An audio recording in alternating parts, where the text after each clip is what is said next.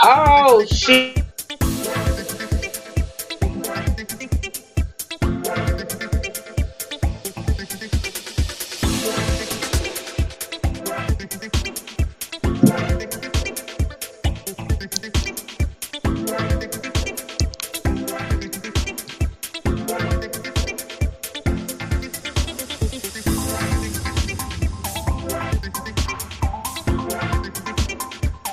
All right, y'all. I'm here. Let me get this music off. Hold on. Lord, it has already been a day. Hold on, y'all.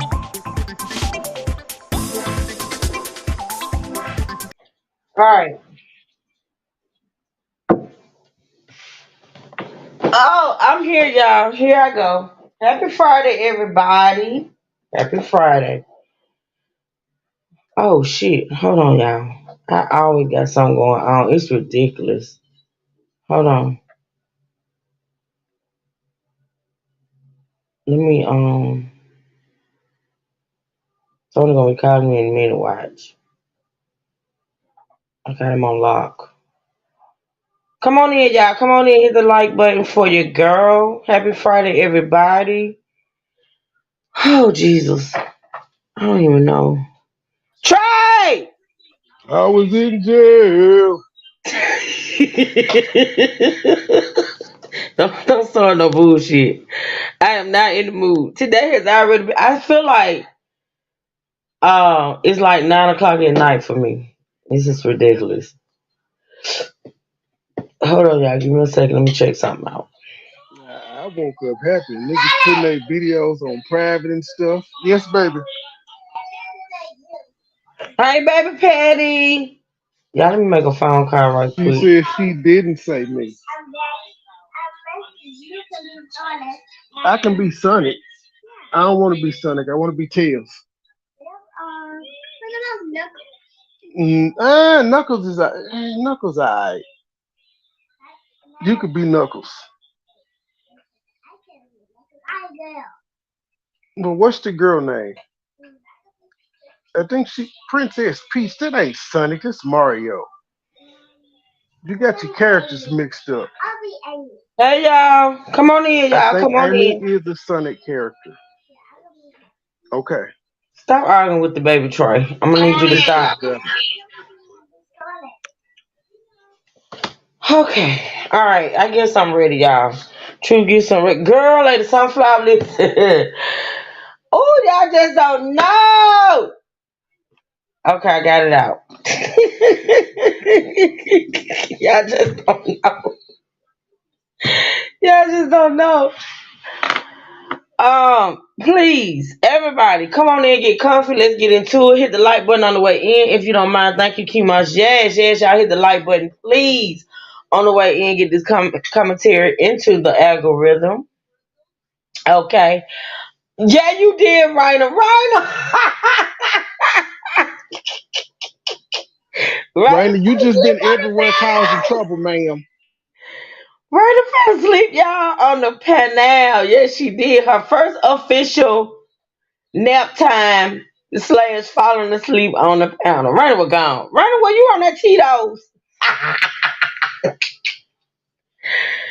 Y'all, please make sure y'all hit the like button on the way in. Please feel free to hit the cash app, support the channel, support this content, hashtag content that matters. I woke up still sitting there. Raina! It be Girl, like that sometimes, G. It be like that. That just mean you did a job well done. child, let me tell you something. I fell asleep on Trey late at night. I did good. I was up for a minute, but baby, Trey used to it by now with me. He just ended live and knocked me off. Baby, I ate a Mexican pizza tray. You should have ate 7 of them. Hell no! Hell to the no, no, We no, want to see the. no. That's a new challenge. Let's do it. 3 Mexican people, but four. Trey, there's no way. There's no way. I ate that one and I was stuffed. No, no way. So Mm-mm. we should do 3 then. Because we know everybody can eat one. The challenge is gonna be getting through that second and third. I can't. I ain't gonna be able to do it. I'm gonna let you know right now. That one had me, baby. I was done. I was done. Mm-mm. Tamara said she was in the bushes. I know, y'all. It was a good night though. It was a really good night. Shout out to Sheed and Anaya. Shout out to Sheed and Anaya for that good lie last night. How do you?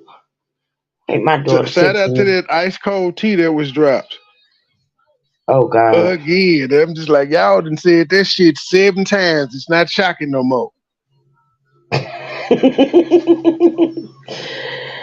Y'all listen. So listen. Let me tell you what the plan is for the Murdock family mysteries or murders or whatever, as far as this family is concerned. Now, oh, let me say this first before I get started. Y'all, please send up a quick prayer for Miss Funberry, aka Sweetberry, aka Betty Boot, Black Betty Boot, who will be traveling today. Okay, she's traveling. She's going on vacay, which I should have hopped on that damn plane. I should hop on that plane with her. But yeah, she's going on vacation. She will be traveling. So y'all please pray for her safe return there, her safe return back, as well as her safe while she's there. Her safety while she's there. So y'all please send up a quick prayer for her. Also, please continue to pray for our sister Nina, Commander Nina, and what she's going through in the moment. I'm sure by now everybody knows. So I want y'all please don't forget about her.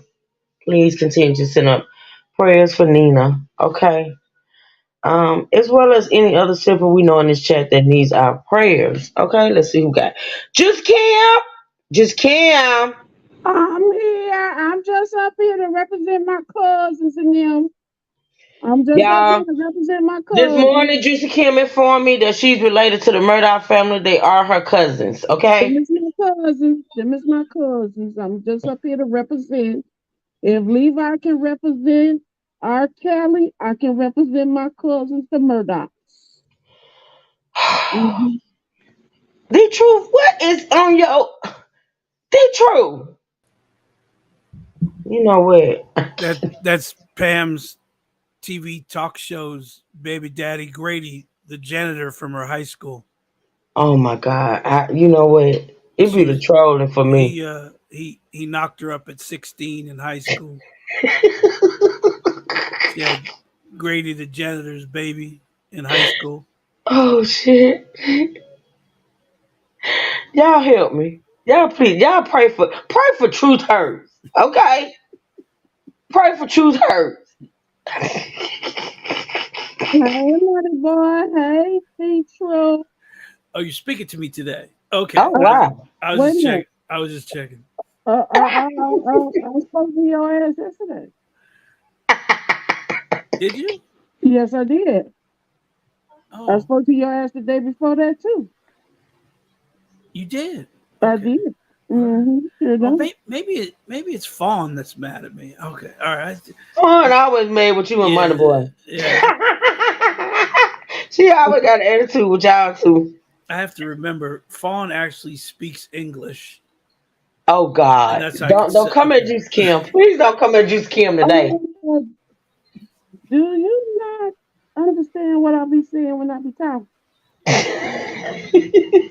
Oh, no, Sometimes, some no, no, because let me tell sometimes I'm I not gonna don't. let you do that Oh, because let me tell you why.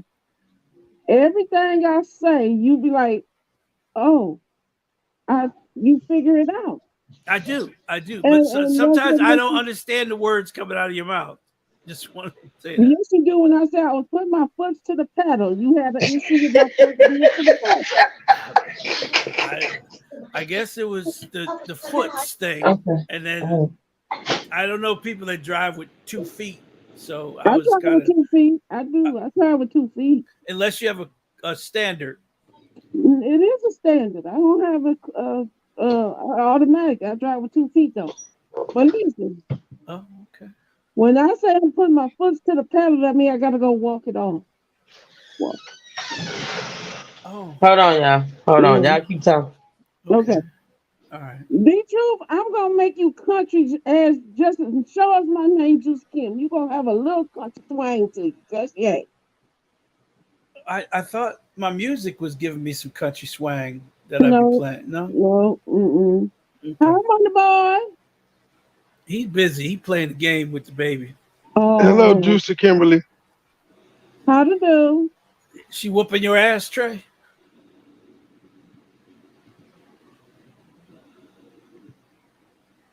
I guess so.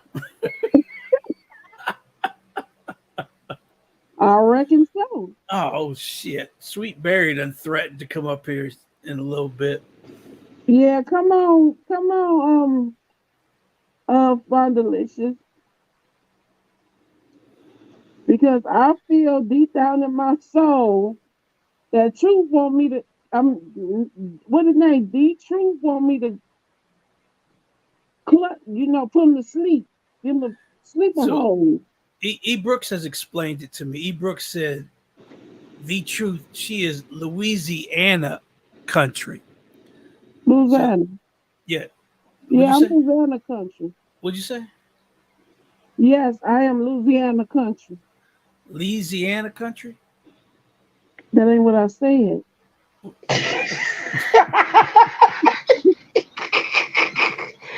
Hey, Fun Mary. Say it Hey, with me. Say girl. Hey, Louisiana. everybody in the chat. I see y'all. I see y'all. I see my peeps. Say it I with me. Say I gotta cut Louisiana. this. I gotta cut this argument short because it's never gonna go anywhere. That's It's like never, it. ever gonna go anywhere. If I That's if I only understand every third word, how's the argument ever going to go anywhere? Oh God, Okay, Kim what you gonna want get me to your say? ass. You know what? Just say it with me. Say Hey, Louisiana. Chef. Louisiana. Say Is that what you said? Louisiana. Louisiana. That is. Louisiana. Trey, can you say Louisiana? Now, why you want to put Trey in? Because you know Trey stay getting cussed out. Period. E. Brooks doesn't understand because she said you were born in Michigan. I was born in Michigan, but I travel to Louisiana all the time. Oh, okay. And then you gotta remember, both my mama and daddy was country as fuck. They were country. Wow. All right, y'all. So listen, we're gonna get it. Let me tell y'all what the plan is for this commentary on the Murdoch family. Okay, so I plan on next week, starting Monday. The trial coverage of Alex Murdoch. Okay, testimonies and opening statements and things of that nature. So I decided before we get started on that, just to give people that may not know the backstory or the ins and outs of this case, um, a little insight on what this family been up to for some years. Because I feel like in watching the trial and certain testimonies in this case, is some stuff gonna come up, and I want y'all to kind of understand. And I don't know how much of what this family has been accused of is covered as far as the trial because of the law or whatever, where you can't bring in like past. I don't know how in depth because I haven't listened. Y'all Well, gonna get they my real honest and real like true to form reaction to this stuff. Go ahead, okay. be true. Okay, so the defense has asked them to not Power on. I'm sorry.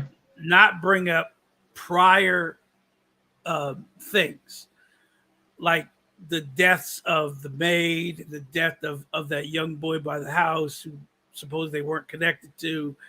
Um, who he killed somebody? He killed somebody else. Oh, the boating accident. Yeah, all of that. Yeah, Hmm. the defense is asked to exclude any of that to be brought into evidence because it would taint the jury, as they Right. said. So that's So just, but they just auctioned off all their stuff. They who just did? they just had a big Murdoch estate auction. Really? Yes, the couch, that leather couch that was supposedly his alibi, went for $10,000. Oh my God. Maggie's bike, they sold her bicycle. They sold they sold everything in there. Now I know money is not an issue, or is it? Like, why would they do Well, like he did. I They say he had a gambling problem and a few other he problems, who Allen? Alex, and that's why he was stealing the money from the firm.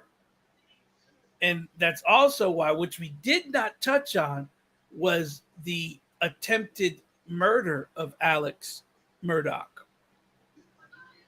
What do you mean attempted murder? You're not talking He about when he hired he or told the guy to.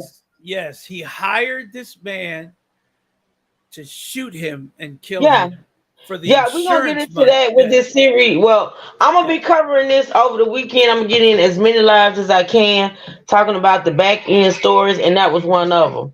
We did not touch on that a whole lot, did yeah. we? You know, no, we didn't. But that was, I believe, that was a setup.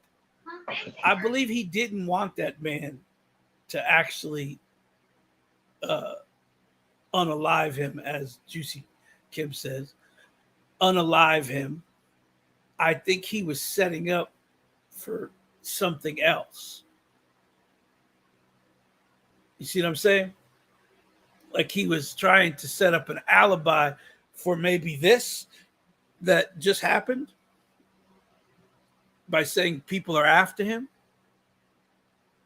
but it backfired. So, hello? I'm here. I was just Oh, on mute oh, while you were talking. I'm oh, here. oh, okay. So, like, it's weird. I mean, how hard is it to walk up to someone and shoot him? And the I guy think missed we. it. I think it was mentioned, but yeah, I don't think we really got into it. But it's covered. Okay, I found this channel, y'all. Hold on a minute. Hold on a minute.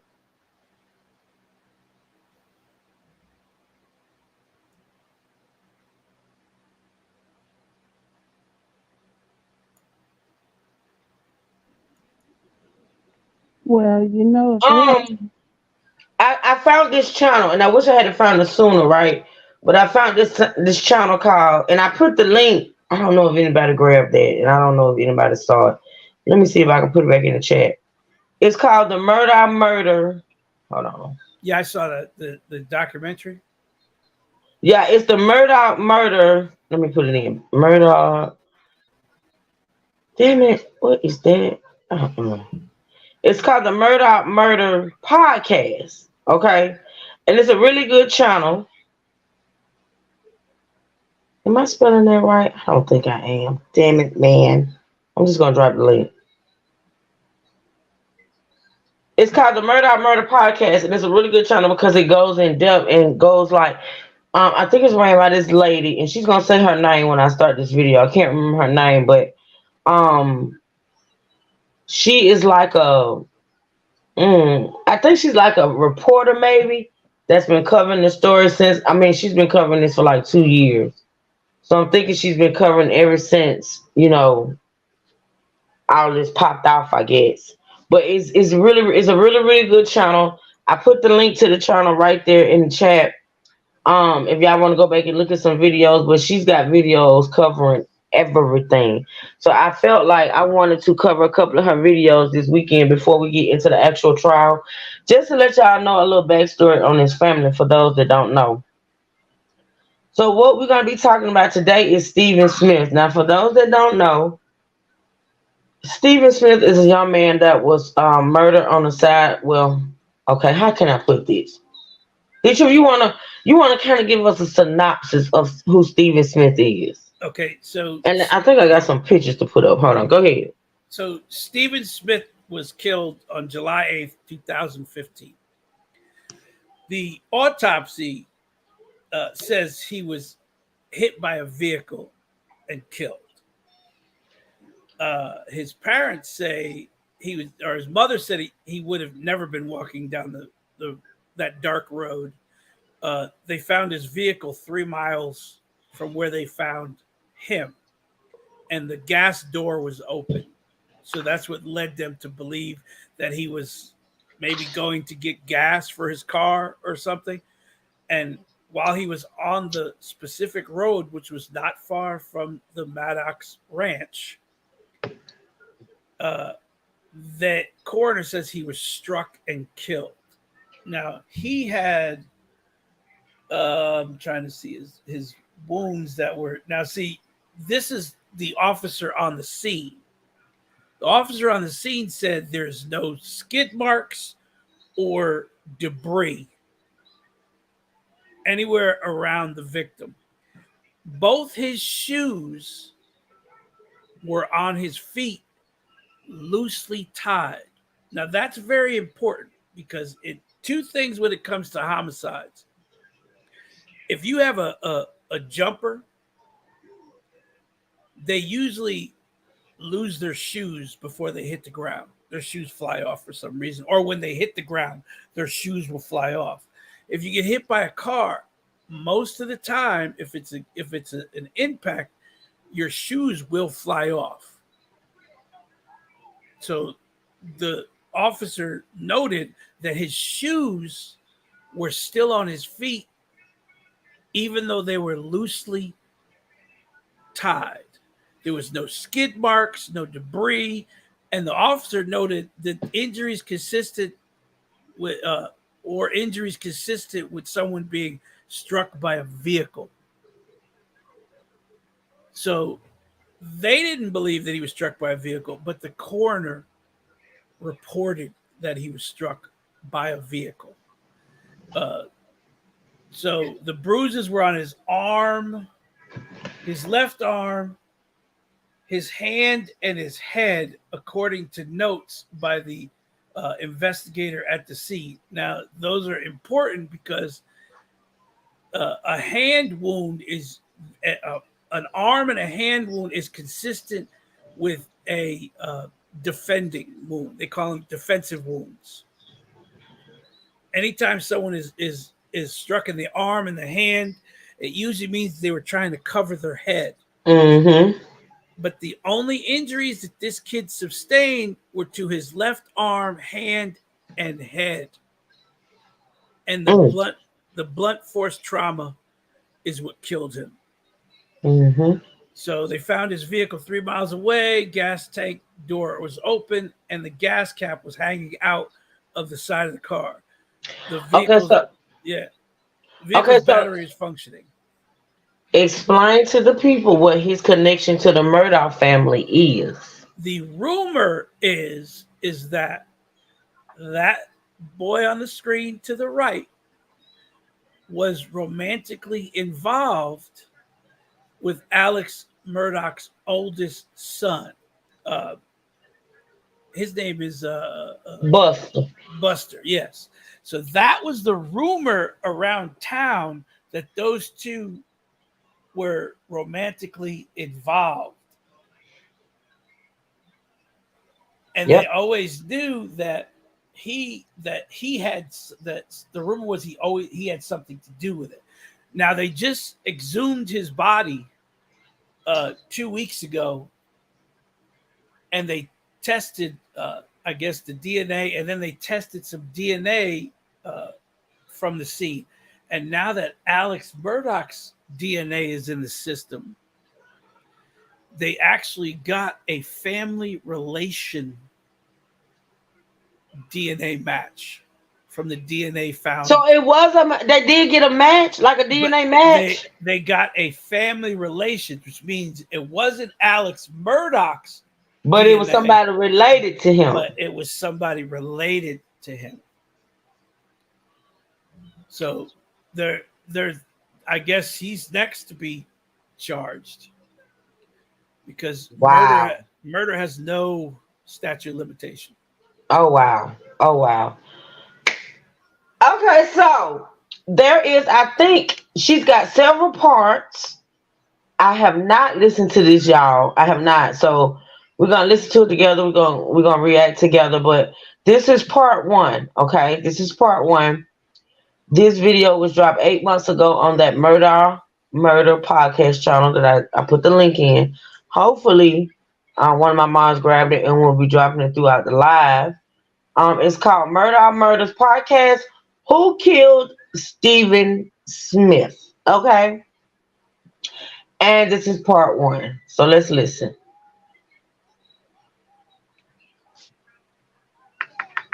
But I do know that his family has been waiting 2,108. Hold on. Let me start it over. It wasn't on volume. I don't know who killed Stephen Smith, but I do know that his family has been waiting 2,180 days to get justice. And I am determined that someday they will get answers. My name is Mandy Matney. I'm the news director at FitzNews.com. I have been investigating the Murdock family for more than 2 years now. and this is the Murdock Murders Podcast.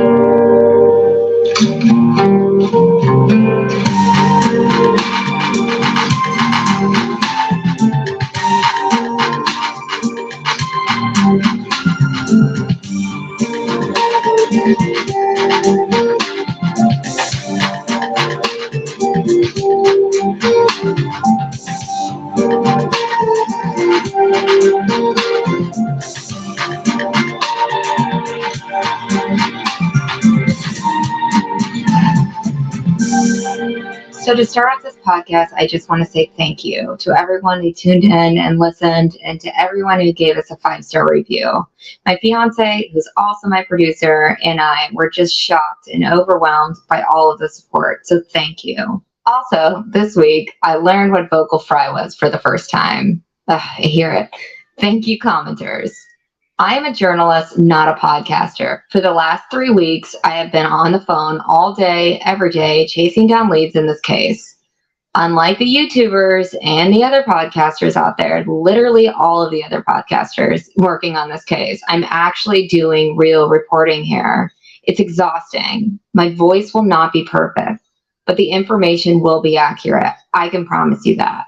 Also, it's just plain mean to say that somebody's voice sucks. I'm sorry, but that's like saying somebody's face is ugly. Like, I can't change it, so I don't know what you want me to do with that information. To all of you that emailed me, to the girl that said I sound like Kim Kardashian, so change your voice. I can't change my voice. This is it. Take it or leave it.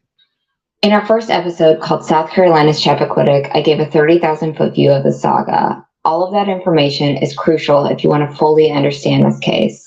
This story is extremely complicated and deserves so much more time and attention before jumping to conclusions.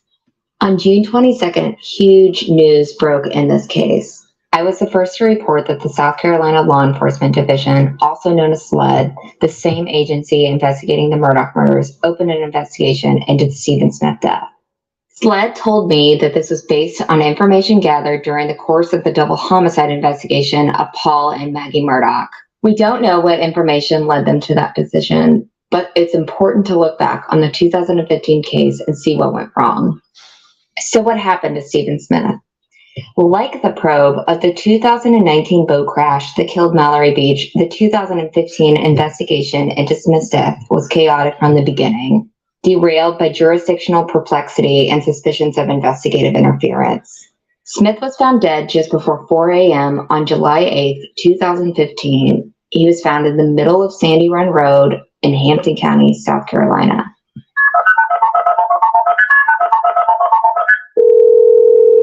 This is the 911 call regarding Stephen Smith.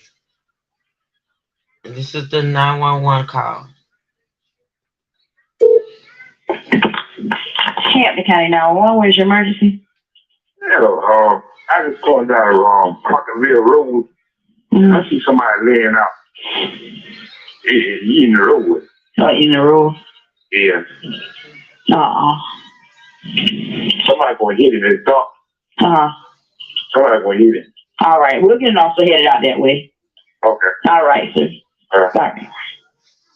At 4:07 a.m., a man named Michael Bridges of the Hampton County Sheriff's Office arrived on scene just seconds after he was dispatched. I'll be clear here, it's hard to understand from all of the reports when exactly the Hampton County Sheriff's Office arrived on scene. Whatever time deputies arrived, what they found was horrific. I know this because I've seen crime scene photos. Stephen's face was covered in blood. The bright young nursing student was dead. He was lying in the middle of a remote country road. Stephen had a 7-inch gash on the right side of his forehead. His head was warped by blunt force. Considering he had no other major injuries, investigators on scene were completely stumped.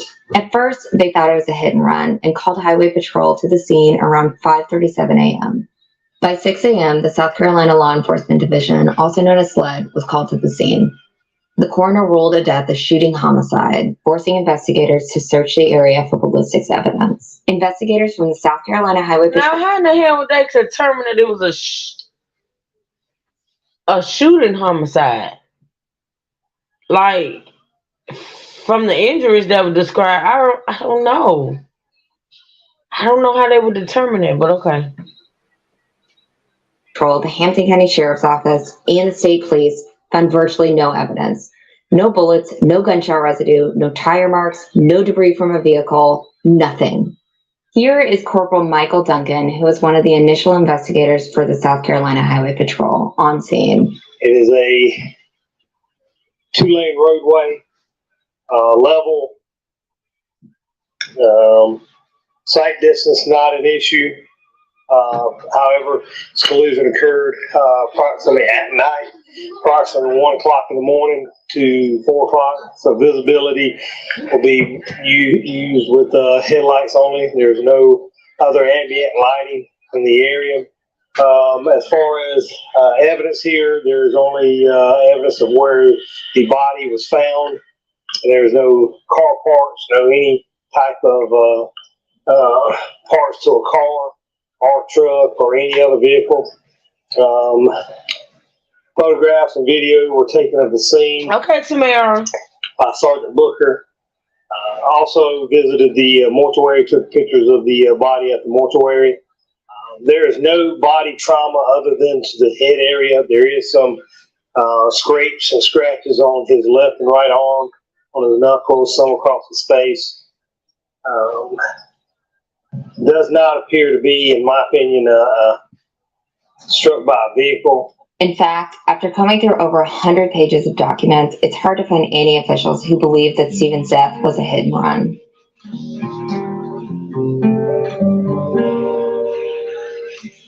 Hours later, Dr. Aaron Presnell, a pathologist at the Medical University of South Carolina, also known as NUSC, ruled that Stephen was killed in a hit-and-run incident. While the coroner believes that the death was a homicide, in South Carolina, a pathologist who is a medical doctor must perform an autopsy on the victim to decide the cause and manner of death. Here is what the autopsy report said. The cause of death was blunt force head trauma due to a motor vehicle crash. There was a 7.25-inch laceration on the right side of Stephen's forehead, along with bruises on both sides of his forehead. The right side of Stephen's skull had multiple fractures, bruising, and contusions.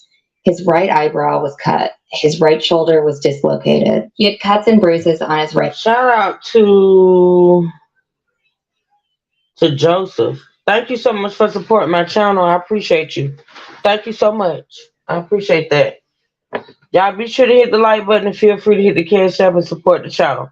If y'all have any questions as to what she's saying, y'all put them in the chat so we can see them and we can answer them. Okay, answer them. Okay, here we go. Right hand. There were cuts on his right arm. There were cuts on his right fingers. Blood was in his airways.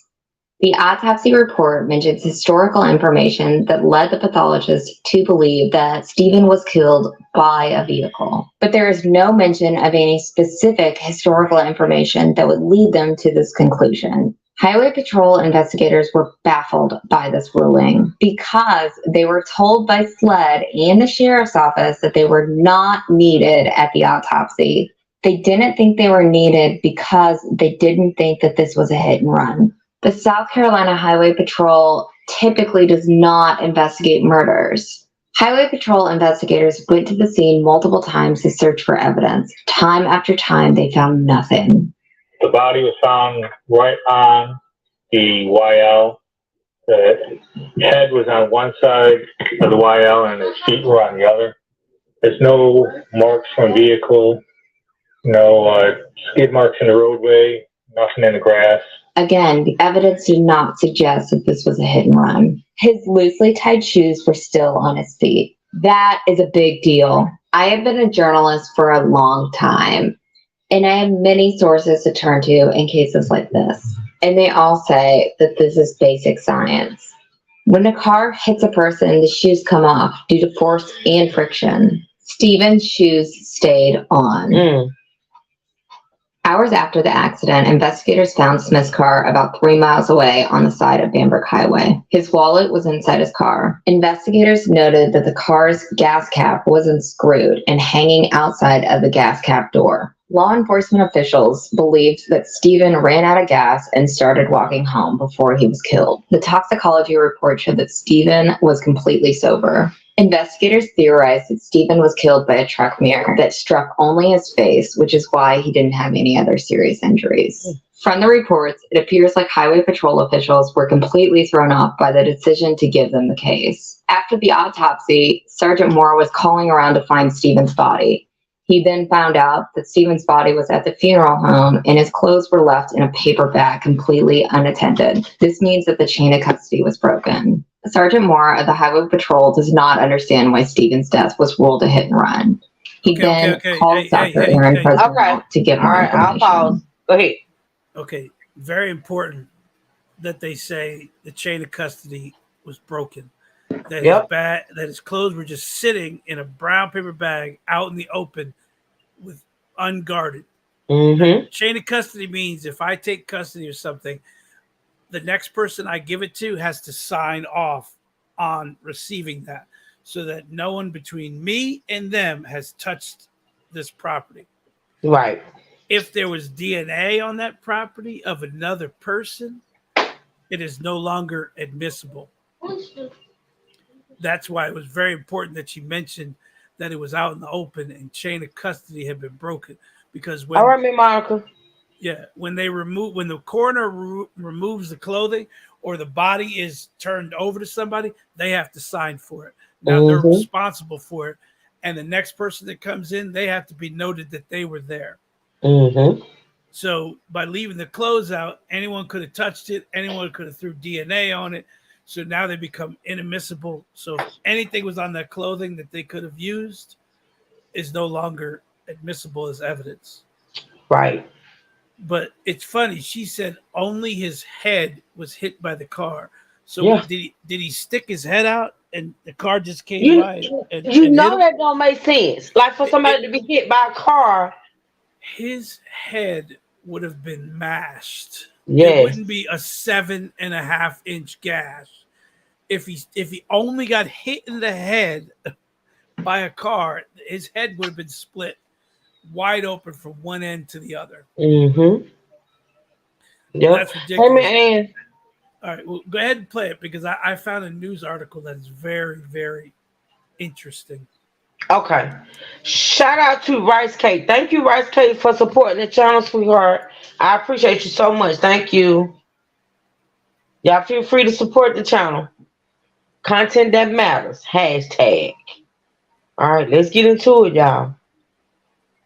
Presnell's explanation to Moore was simple. She said because she didn't find a gunshot wound or any bullets or any fragments, and because Stephen was found in the road, the only thing that she could theorize was that he had to have been hit by a motor vehicle that caused his death. Oh, okay. I was wondering how true I'm the one that just supported the channel. Okay, thank you, Venus. Thank you so much. I was like, okay, don't know a Joseph to be in the chat, but thank you, Venus. Thank you so much, sweetheart. I appreciate that. Presnell if there were any other injuries on Stephen, and she said only a dislocated right shoulder. Moore then asked Presnell if she found any glass fragments or any other evidence from a motor vehicle, and she said no, according to his notes. Moore then asked Presnell why she made the ruling that it was a motor vehicle accident and what she thought caused Stephen's head injury. It looks like Presnell snapped back at Moore at this point. Moore wrote in his report, quote, "She told me it was not her job to figure that out. It was mine." Wow. I have read thousands of police reports in my lifetime, and I've never seen anything like this. For a public official to describe a confrontation with another official in a report, that is very weird. Okay, so let's rewind here. First, SLED and the Hampton County Sheriff's Office told the Highway Patrol that they shouldn't be at the autopsy because it was not a motor vehicle accident, since there was no evidence of it being a motor vehicle accident. And remember, SLED combed the scene searching for evidence of a shooting. Also, I want to be clear that SLED was never in charge of this investigation. They were called to the scene for assistance. This investigation was not theirs until they opened it in 2021. At no point does anyone in any of these reports mention the possibility that he was beaten to death or struck by an object like a baseball bat, and then they would search for evidence for such things Also, in all of these reports, I never saw them talking to any neighbors nearby to see if they saw anything or heard anything. And if you know anything about investigations, you know that canvassing the area in the immediate hours after something happens is so essential. People do not remember days later or weeks later or now years later if they heard something weird on a Wednesday night in July.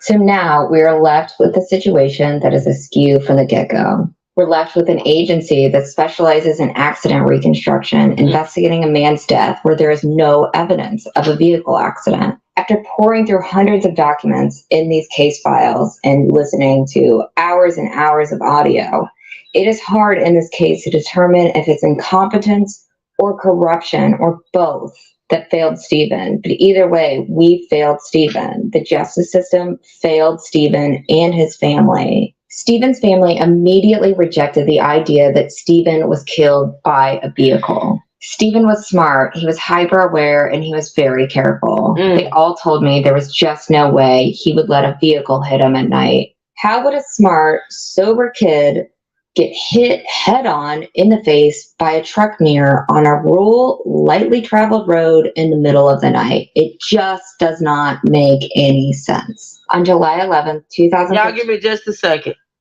D-Truth, if you want to speak, say something right now. I'll be right back. Give me a second.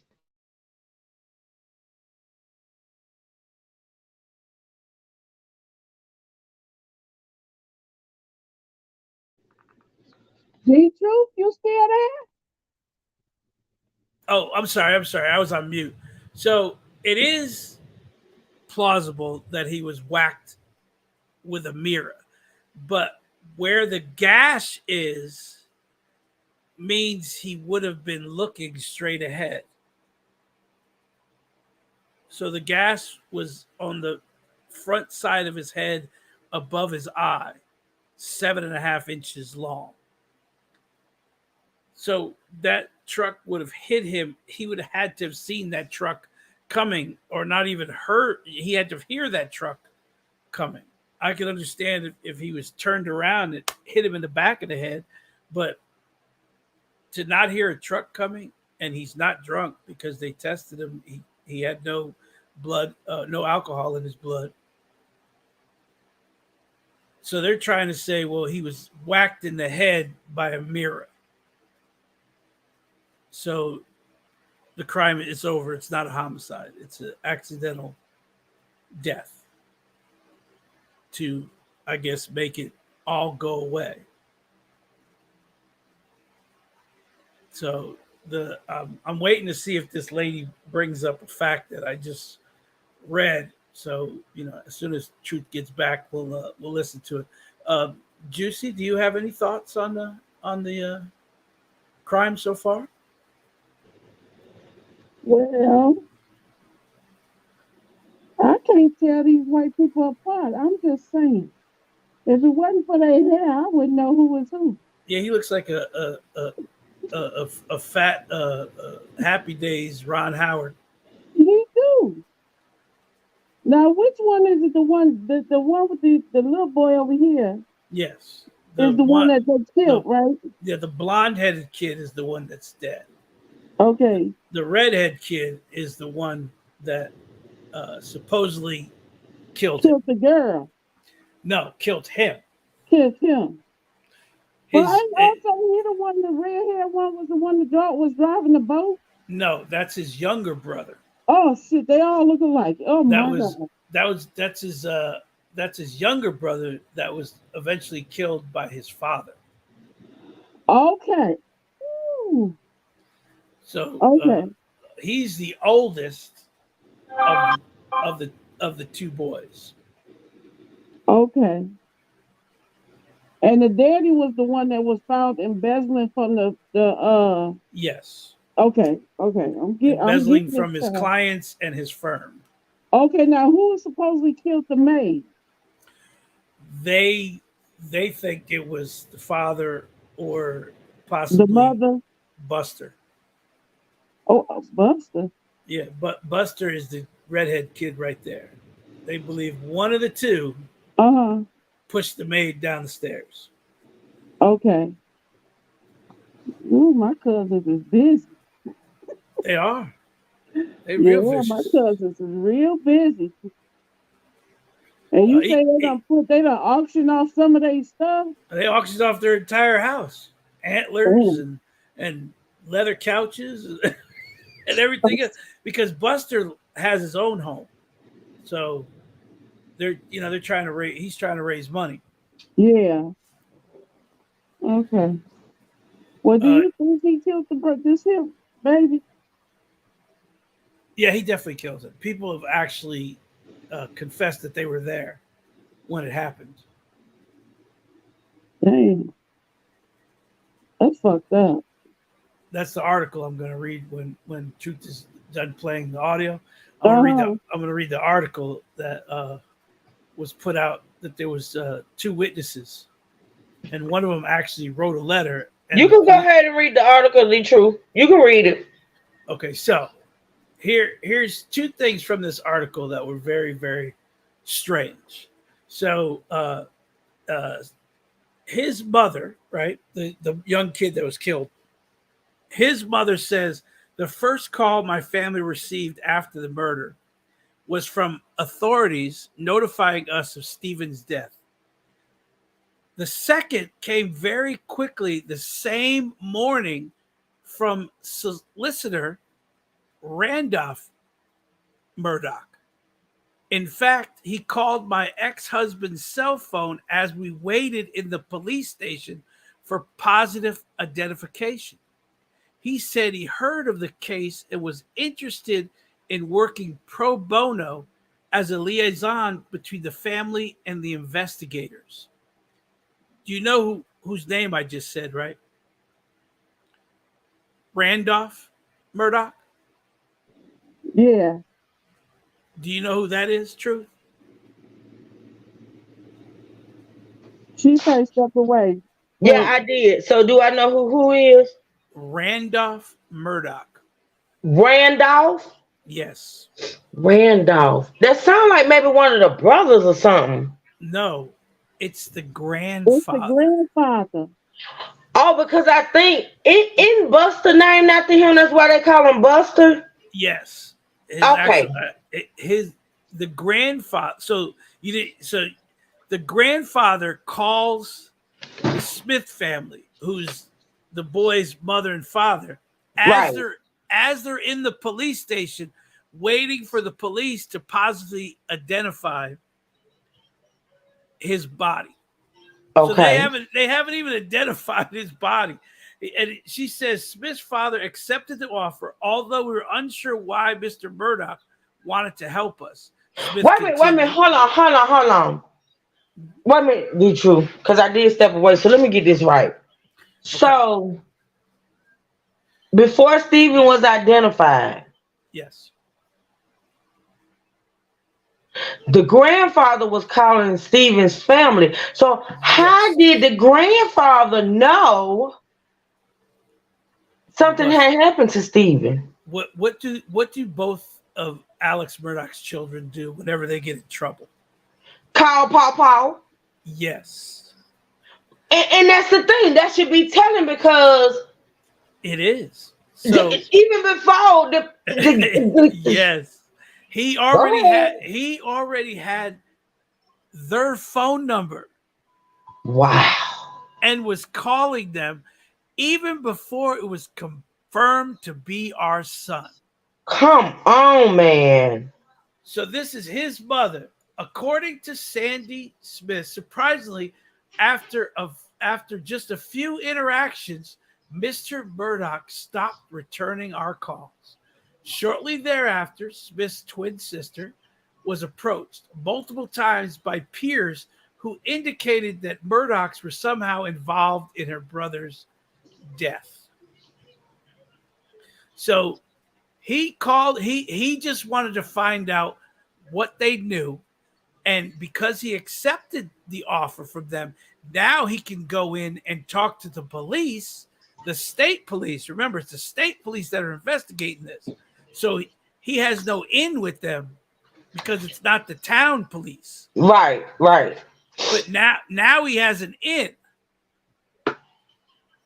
because they accepted his offer, which allowed him to contact the state police and look at all of the paperwork. As soon as Papa figures out that Buster is not named in any of this stuff, he's out. He's done. He stopped returning their phone calls. So now the kid that was killed's twin sister is getting people walking up to her and going, yeah, the Murdocks had something to do with your brother's murder. But it gets better. An alleged Murdock family fixer, who is said to be the focus of an ongoing statewide grand jury investigation related to the family, Randolph. As a family, it was suspicious to us since he had taken such an immediate interest in the case and then became unreachable so quickly. Now she's right. This is the letter she wrote to the FBI. Mm-hmm. Several weeks later, Smith was an unnamed witness told yet another member of her family that he was present when Stephen was murdered. So this person came to another family member and said he was there when he was murdered, and that the killer was Buster Murdock, according to this witness. Buster Murdock allegedly beat Stephen to death with a baseball bat. What? That's why this woman is said a baseball bat, because she's reading the letter. She read the letter to the FBI, and he did it because Stephen was gay. So what about the rumors that Stephen and Buster had some type of relationship? Now there's nothing in this letter that says that they had a relationship, nor that Stephen was gay. Other than So you mean to tell me the so-called letter is stating that they pretty much off this young man because he was gay? Yes. Miss Gloria, the one with the blonde hair, Stephen, which is the young man that was killed, and the one with the strawberry hair, whatever, that's Buster Murdock. All right, go ahead, Detroit. It says the witness says they were out smashing mailboxes, which sounds like something Buster would do. When they came upon Stephen, and Buster seized the opportunity, Smith wrote in a letter. Wow. But nothing has come of it. Smith also reported an alleged conversation between a schoolmate of Buster's little brother, Paul, and school officials. I was told the schoolmate claimed to have knowledge of the murder and implicated Buster as the murderer, she wrote. Although Smith claims in her letter to the feds that there was no further follow-up on this information. Mm-hmm. So the FBI received 2 letters stating that Buster had did this. And see, the thing about it is, that should be hard to figure out, because like I said, how in the hell is Paw calling Stephen's family about what happened to Stephen before they even identify his body? Like, what? How do you know this? How do you know? Yeah, that's strange. Yeah, that's weird. Like, you know what? I can't. All right, so let's listen to a little bit more. This is only 23 minutes long, and we're in 13 minutes, so it's like 10 minutes left. Let's listen, y'all. Y'all, thank y'all for joining. Please hit the like button if you have not done so, and also feel free to hit the Cash App and support the channel. Stephen's family held away. The family kept the casket open so that people could see what was done to him. Thank you, Kimaj. On July 14th, 2015, the first of 3 death certificates for Stephen Smith was issued by coroner Ernie. 3 death certificates? The first of 3? Is that what she said? Yes. Hold on, y'all.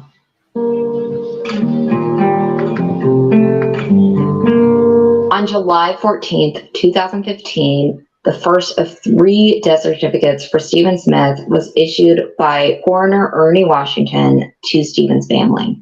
According to the death certificate, the time of injury was 3 a.m. Stephen's actual or presumed time of death was also 3 a.m. Stephen's cause of death was blunt force trauma, and it says probably pedestrian in motor vehicle accident, possibly struck by side mirror. So at this point in the investigation, on July 14, 2015, Highway Patrol detectives start interviewing people. This is weird because if you are investigating for a random hit and run, according to the death certificate, why would you interview people close to Stephen as if it was an intentional homicide? Exactly. One of the first people interviewed by Highway Patrol was a man who identified himself as Stephen's boyfriend. However, the family very much disputed this title as boyfriend. He was older. He was apparently paying for Stephen's phone. There was some kind of fling happening between them of some sort, but from what the family says, he was not Stephen's boyfriend. He claims to be one of the last people who spoke to Stephen before his death. Because he already told me he was out of gas. He was running out of gas. One of the calls before, and then this is an older guy that they're saying is Stephen's boyfriend, and the family is saying that he's not. This is an interview with him. I guess it's like an interrogation or whatever. I don't know. But it's an interview. So let's listen. I'll be clear here. It's hard to follow this man's interview. He talks about a lot of things that he's known asked about. He has said that he has memory problems and that he's done a lot of drugs and also has brain injuries. It's very hard to follow. The frustration sets in as far as you can remember this, but you can't remember that. Because you got to understand, I got a lot of brain injury. Okay. And you're trying to hit me with it just to get a timeline. I mean, I had to think because I'm thinking in my head that these calls are coming in Thursday morning. Okay. However, he does say some things that seem like they could be relevant. And he's been harassed in this time. They've been messing with his lugs on the car. They've been screwing with his battery. And when you say they, who are you talking about? I don't know. The only one that he told me that he made it very clear to me, the guy with the tattoo. When they later pressed this man about specifics, he said Stephen was harassed on the night he was killed at Snyder's Crossing. Is that where he said he felt like he was being followed at? Yes, he said that he was being harassed at that store. By who? He didn't say. He said it was a couple of guys in a pickup truck. Now listen, y'all, this is very important because this is somewhat to me seems like it's gonna be some type of identification. Not really, really clear, but let's listen. Okay, I'm gonna back it up just a little bit, y'all. Just a little bit. All right. So y'all can see what he's saying about who Stephen thought was harassing him. He's known asked about. He has said that he has memory problems and that he's done a lot of drugs and also has brain injuries. It's very hard to follow. The frustration sets in as far as you can remember this, but you can't remember that. Because you got to understand, I got a lot of brain injury. Okay. And you're trying to hit me with it just to get a timeline. I mean, I had to think because I'm thinking in my head that these calls are coming in Thursday morning. Okay.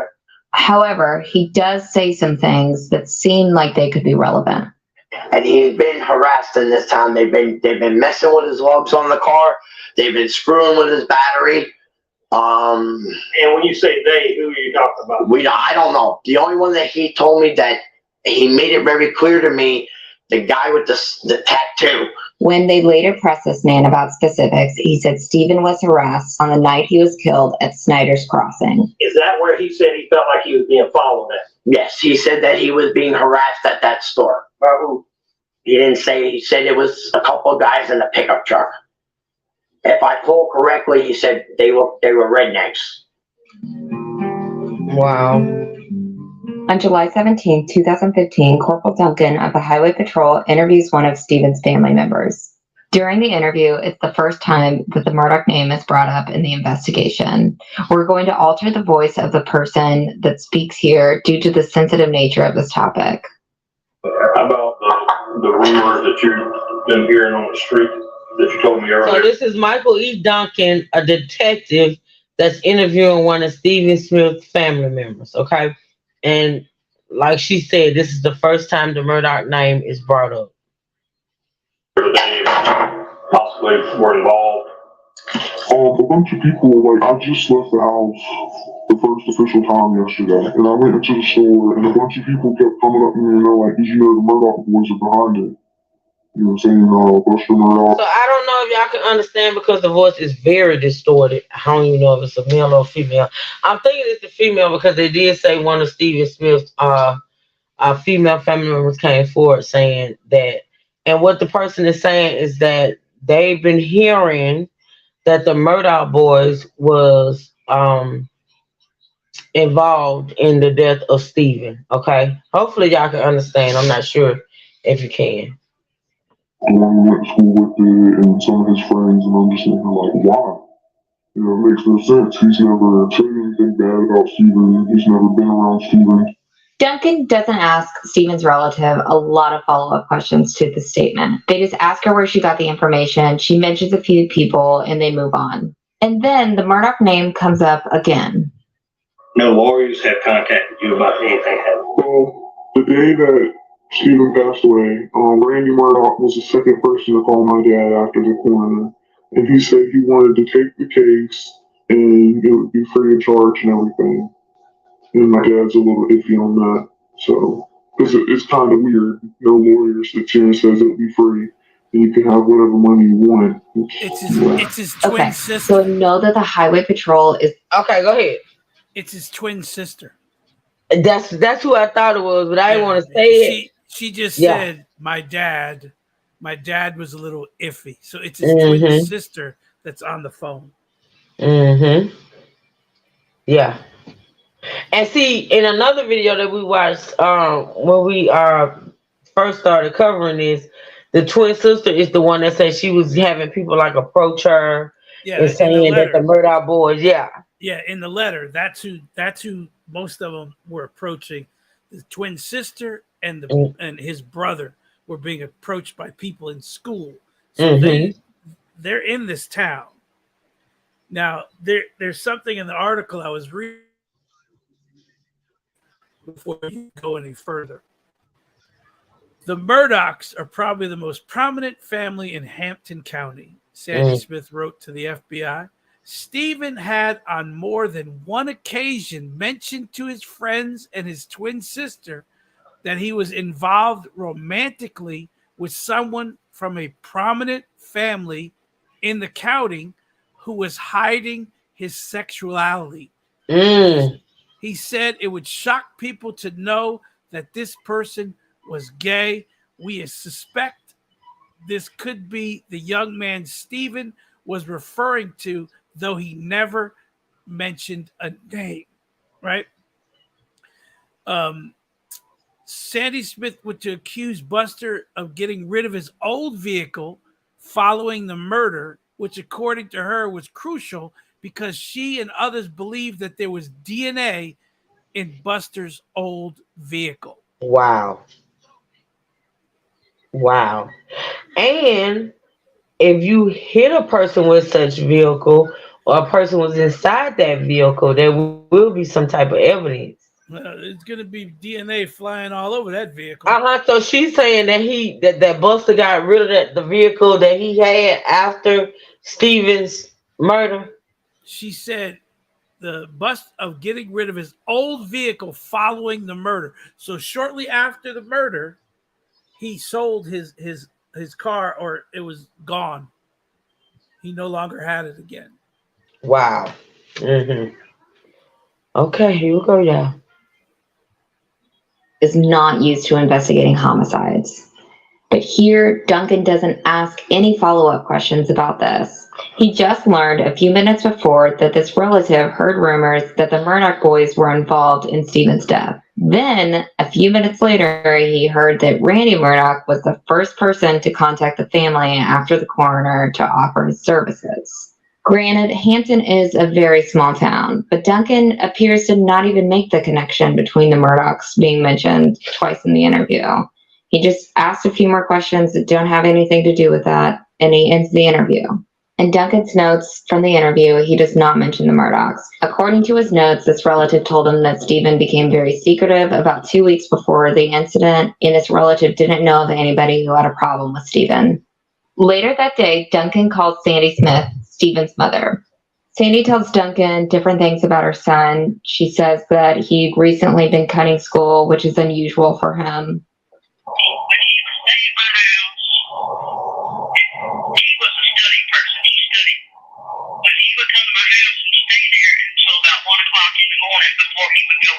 Okay. During the interview, Duncan asked Sandy if she's heard any rumors about her son's death. Now, this is the detective questioning Sandy, who's Stephen's mother. Y'all. Rumors that's going around that everybody keeps coming up to me and saying it was Murdock boys. The Murdock boys? Yes, whoever they are. Okay. Duncan didn't ask any follow-up questions to this. He doesn't appear to connect the rumors with anything Stephen's other relative said just hours before. He asked Sandy a few more questions, and Sandy told Duncan about a young man who worked at Bilo who was making... Shout out to Keymaj. Thank you, Keymaj, for supporting the channel. I appreciate it. Hey, Monica. I appreciate you, sweetheart. Thank you so much. Stephen feel uncomfortable recently. In his case notes, Stephen writes about the man at Bilo and suggested that another detective follow up by tracking him down. There was no mention of the Murdock rumor in his notes again. Wow. So if there's something that you find out, or somebody else that you feel like I need to talk to, that just kind of comes about, let me know. All right? And I appreciate all you do. Hearing Sandy's voice here just breaks my heart. She's so polite and sweet and hopeful that the investigation will give her and her family answers. Fast forward almost 6 years, on a Saturday night, Sandy texted me. Days after her son's case was reopened by SLED, almost every major news organization in the country was saying Stephen Smith's name. She said, quote, "There is nothing in this world I want more than to hold my baby in my arms one more time. The media wants a story. I just want justice."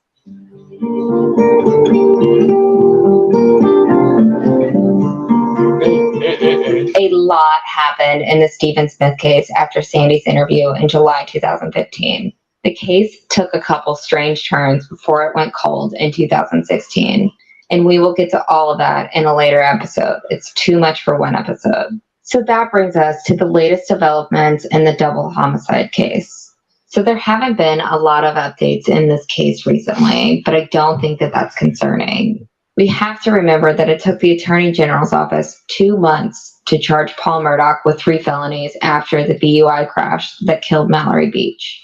So we still don't know who, if anyone, will be charged in the double homicide of Maggie and Paul Murdock. But I do know that we have to give law enforcement space and time before jumping to conclusions. In another development this week, a spokesperson for the powerful Murdock family released a statement about a reward that they are offering for information in the high-profile investigation. Alec and his son Buster Murdock offered the $100,000 reward. In another update, Maggie Murdock's cell phone was found along a rural South Carolina road just outside of the family's hunting property where they were found dead. And we still don't know what information SLED obtained in the double homicide investigation that led them to reopen Stephen's case. I've seen some talking heads on TV say that it was reopened because of something that was found on scene, but we don't know that. We can't guess that. We have to wait on law enforcement. And I just want to say again, be careful when you watch national news and YouTubers and other podcasters, really most media, unfortunately, in this case, because no one is being careful with their facts. We don't know a lot of things and we can't jump to conclusions, and we certainly can't just make things up to fill up airtime. So for the latest developments on this case, visit fitsnews.com. Or follow me on Twitter at twitter.com/. All right, so that's part 1.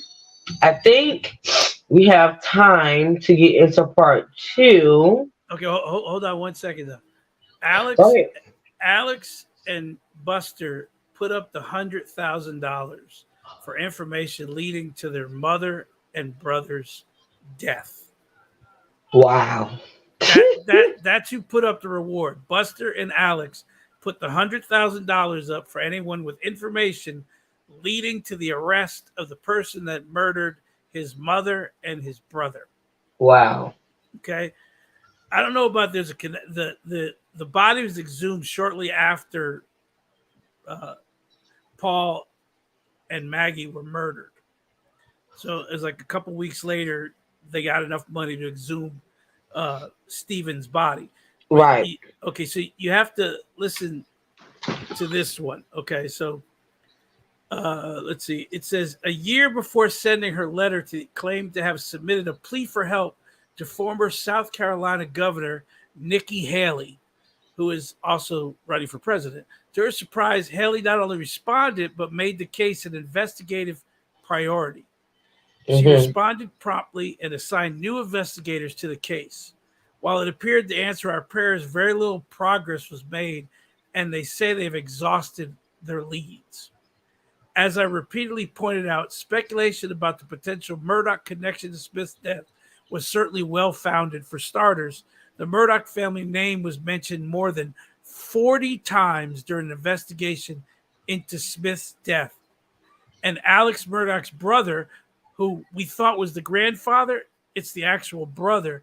Alex Murdock's brother and former law partner, Randy Murdock, was linked to at least 3 purported attempts to manipulate the course of the original investigation. Remember, we thought it was the grandfather, but it was actually his brother, who was also his former law partner, who was the one that called the family as the liaison for the family.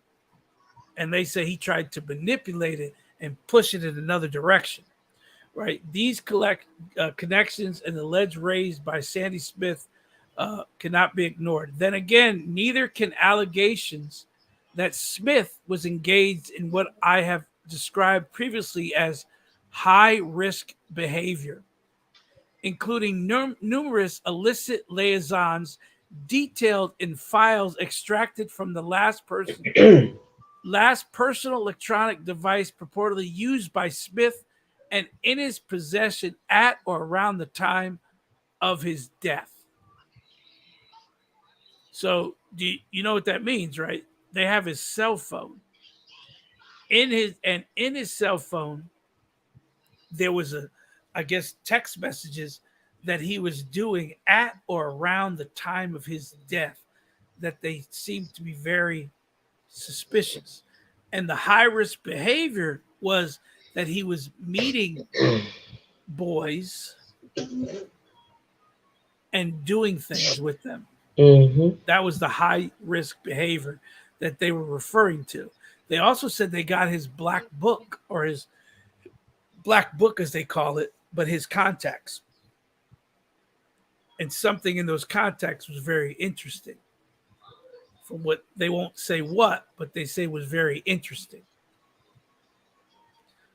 And of course, the whole thing about a prominent member of the town doesn't want anyone to know he's gay. So when you wrap all that up and put it in a bag, it points to the Murdocks. And why is it that they were mentioned 40 times in this investigation, but it was never put into the actual paperwork? Okay. Which is strange that they were never mentioned in the investigation. That the only time they were ever mentioned was by people that the media talked to. But yet the investigators never mentioned it, nor do they follow up on any of those things. Yep. All right, y'all. So this is part two, Murdock Murders Podcast, Who Killed Stephen Smith, part 2. And the link has been being dropped in the chat. The name of this channel is the Murdock Murders Podcast. Okay. So let's get into it. Y'all hit that like button if you don't mind. Because this is something that I found during my Let me rewind. Hold on. I've been watching getting the Murdock family for more than 2 years now. And this is the Murdock Murders Podcast.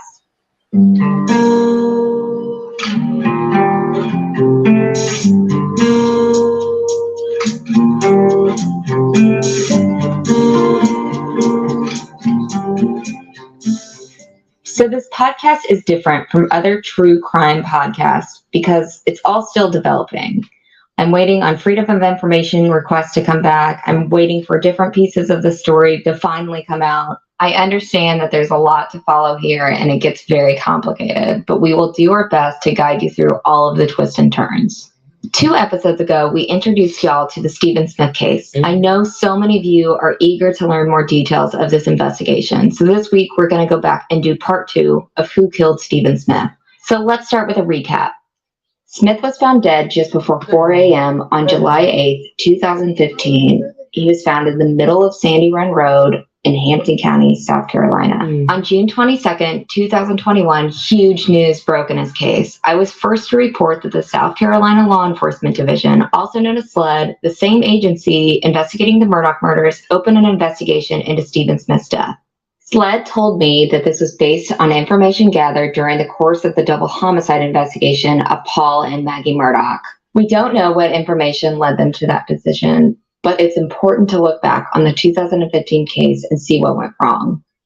Like the probe of the 2019 boat crash that killed Mallory Beach, the 2015 investigation into Smith's death was chaotic from the beginning, derailed by jurisdictional perplexity and suspicions of investigative interference.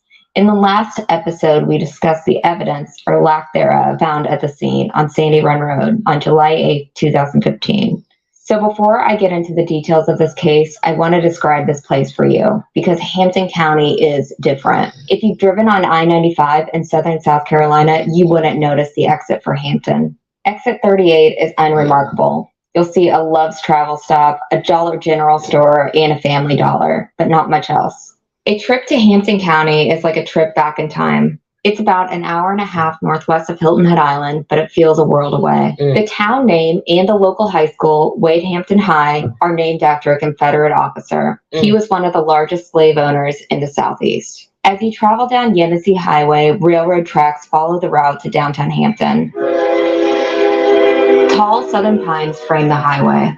Hampton is along the corridor of shame, counties in South Carolina with failing schools and inadequate funding. Hampton is one of the poorest counties in South Carolina with a median household income of around $32,000. Only about 19,000 people live in Hampton County, and that number decreases every year. There are very few jobs and very few businesses. Downtown Hampton is a place where time stood still and hasn't moved much since the 1950s. A large pedestal clock stands in the middle of Lee Avenue, which is the heart of downtown Hampton.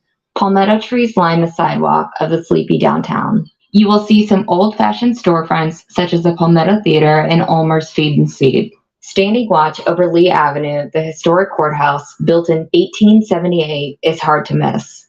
One block from Lee Avenue, there is one noticeably thriving business in Hampton, South Carolina. That is the Murdock Law Firm. Peters, Murdock, Parker, Ellsworth, and Dietrich, also known as PMPED. For decades, Hampton County has been known as a judicial hellhole, a place where you do not want to get sued. A 2004 report by the National American Tort Reform Foundation named Hampton County as the number 3 judicial hellhole in the United States. While the report is dated, many of the problems and names in the report still exist in Hampton County today. Because of Hampton County's longtime reputation of siding with plaintiffs and rewarding an unusually high amount for damages, a large amount of plaintiffs went to Hampton County to file their lawsuits. For years, South Carolina law allowed plaintiffs to file civil lawsuits against businesses virtually in any county in the state, specifically wherever the corporate defendant does business or owns property. According to the report, one law firm brings a majority of the major lawsuits in Hampton County, and that is the Murdock Law Firm, PMPED. The report listed intimidation through the use of subpoenas as one of the reasons why Hampton was a judicial hellhole. The litigation climate hurt the economy in Hampton County by scaring away businesses.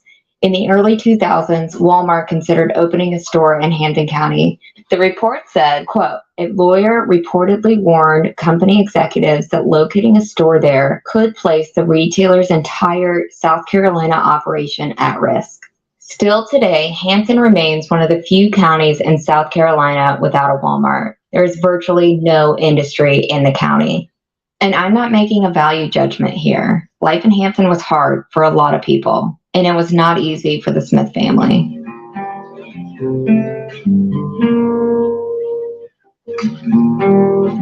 Stephen Smith was born 2 pounds, 12 ounces at 7:05 a.m. on January 29, 1996. He was a twin and given a 50% chance survival rate, but he always overcame the odds, his mother says. Yeah, well, his room was a library. Every dollar he got from chores, he spent in the library buying their old books. Doesn't matter what it was, Greek mythology, whatever. Read it. He was so smart. And he always had a dream of being a doctor, but he said he didn't want to cost us any money, so he had to... You back, the truth? The truth? I can't hear. Can y'all hear me? Hold on. Let me see if I pull him up. I can hear you. Can you hear the truth? No, I can't hear the clown. Okay. Well, he's back. I don't know if he's on mute. Let me see.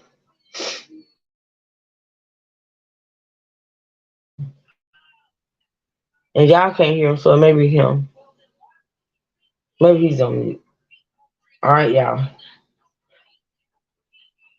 You start from the bottom and be a nurse until he could become a doctor, and then he was going to go overseas to help children in need.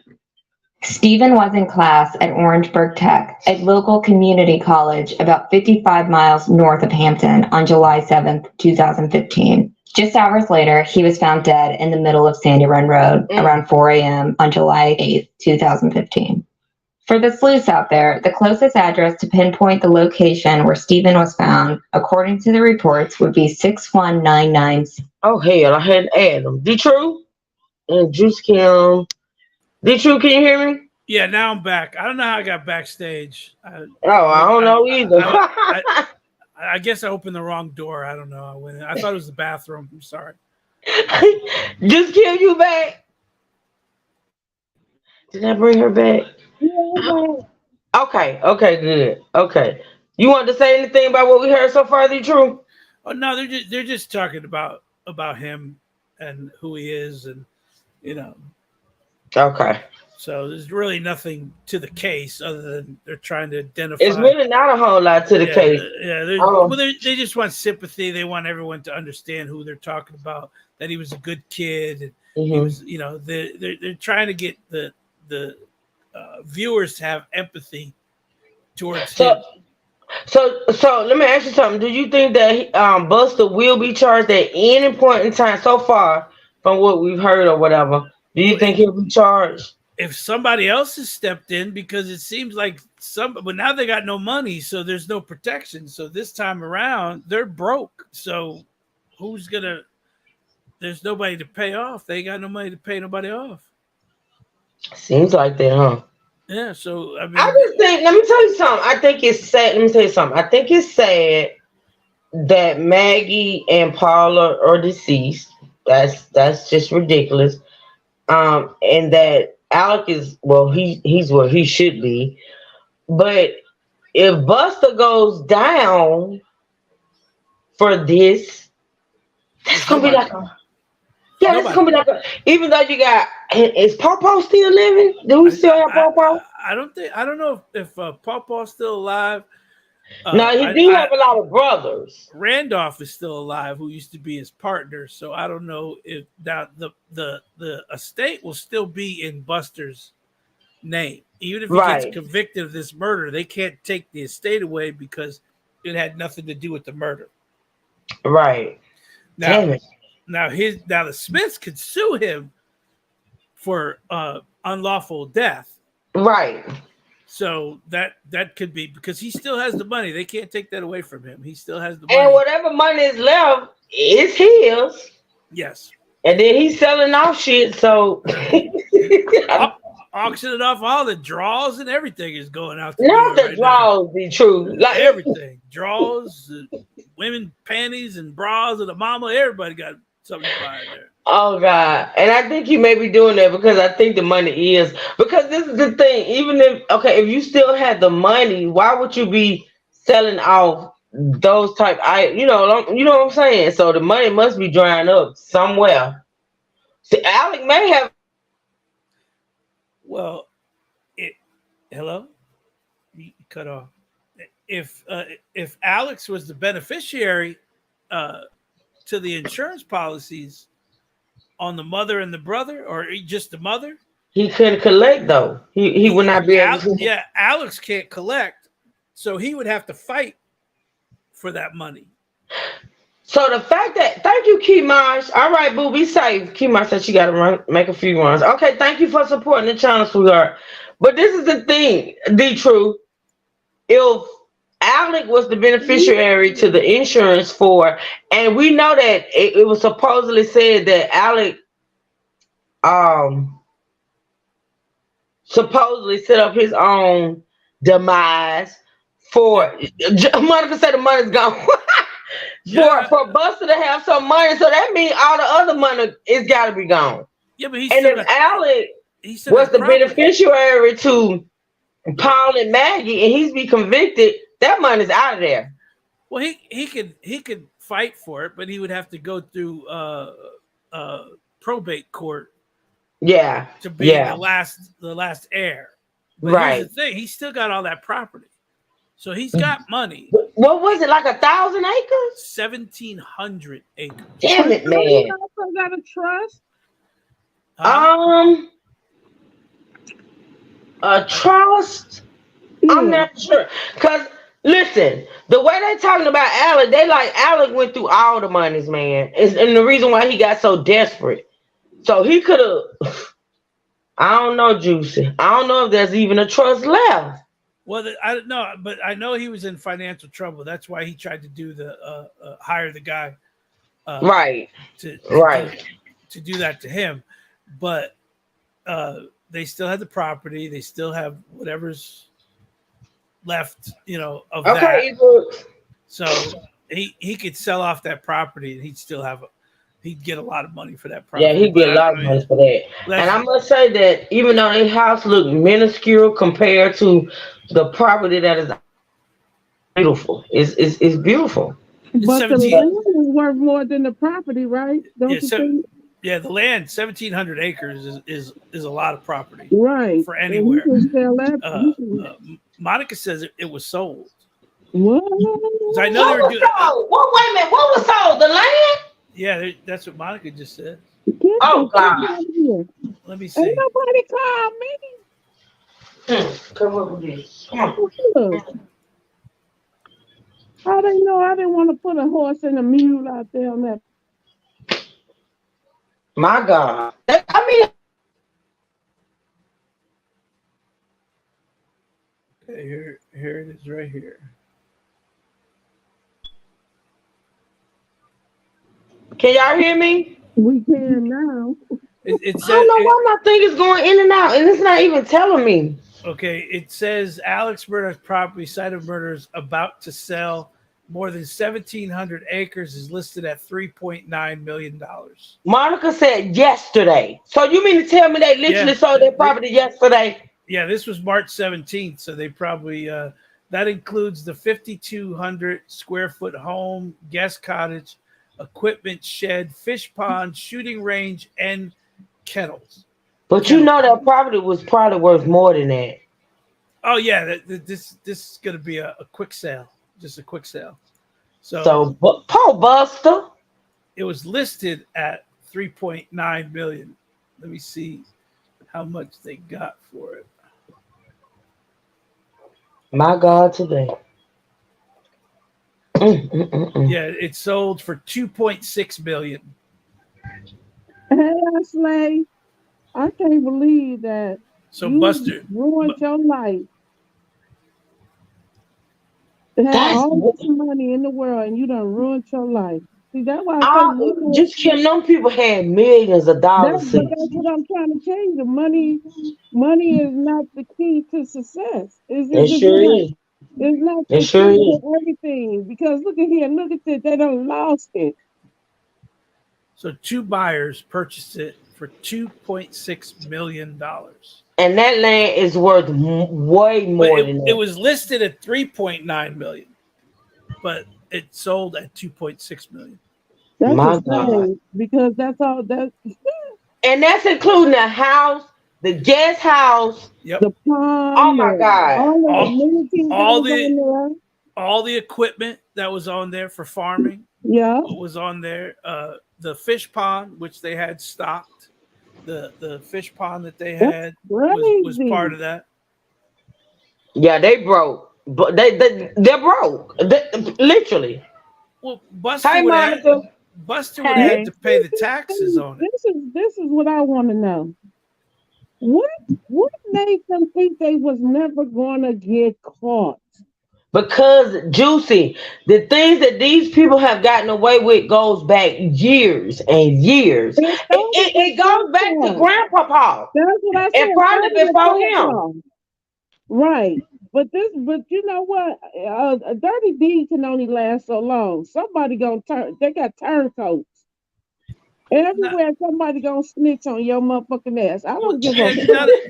not only that, but jobs change, people change, district Yeah, attorneys change, and judges they think change. they can trust everybody with You Mm-hmm. can't buy everything. off. You can't buy off everybody. You sure can.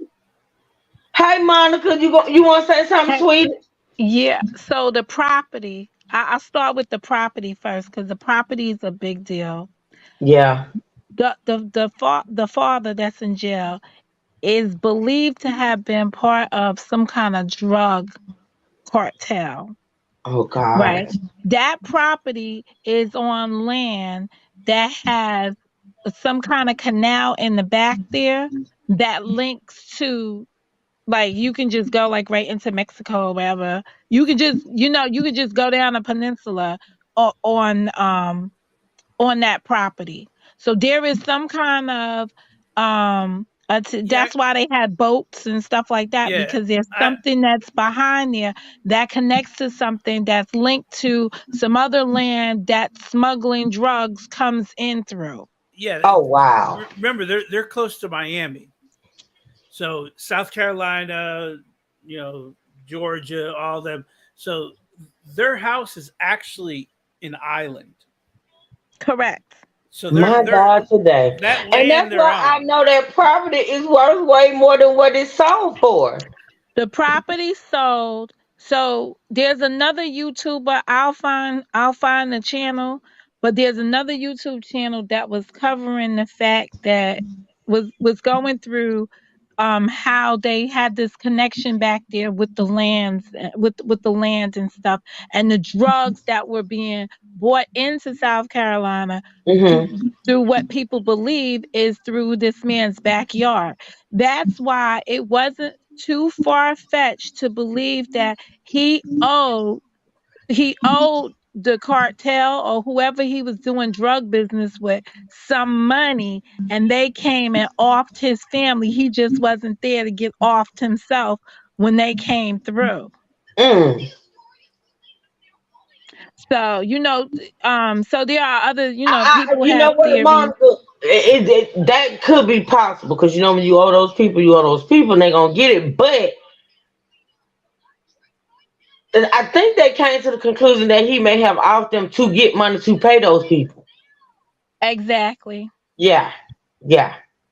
Exactly. But the question is, why did he leave Buster behind? And I guess just Buster was out of town, so he couldn't But round up everybody in one yeah, time. But they say Buster he doesn't tried to live get there. Buster. Yeah, Buster doesn't live there. Yeah, but no, he tried, like, so after this happened, he tried to get Buster alone too, and Buster won't meet with him alone. See, Buster knows some shit. I don't give a fuck. Buster know his daddy. He know his Well, family. so did all them girlfriends that they dated. They all said that he was y- like when Paw is the son, Paul, when he got murdered, the Okay, so girlfriend, let me his be clear because I've been calling the grandpa Paw. But y'all, when we listen to these jailhouse phone calls in the trial, they call Paw. right, that's the son that was murdered. Yeah, the son that was murdered, Paul. They call All him right. Paw. But Yeah. I think there's something like Buster, like like they all got like dusty names. Like so I think he's Buster, and then the other father was Dusty. The grandfather was Dusty or something. Like Yes, Dusty. Yes, that's what they called the grandfather's name was Dusty. yeah, and full disclosure, I have many family members. Like my desired place to live has always been South Carolina, so I have a lot of ties to South Carolina. This family is Yeah, well South known to Carolina is, people. yeah, it's beautiful. It's got murder. You know what I mean? South Carolina. Go ahead, girl. I know a little bit Yeah, about South Carolina. so this family has been known to me. Like there's been stories throughout the years, especially if you got deep roots in the South. This is Mm-hmm. not no unknown dynasty. This is Mm-hmm. definitely one that was known. People are the judge even in his sentencing, he alluded to the fact that people had been hung, killed, murdered, sentenced to death, served the death penalty, something he did not get in that same state by his ancestors, Yeah. his father and stuff when they were solicitors, whatever that role is that they play as being the Right. prosecutor. Yeah. Let me see what else. So they sold the property.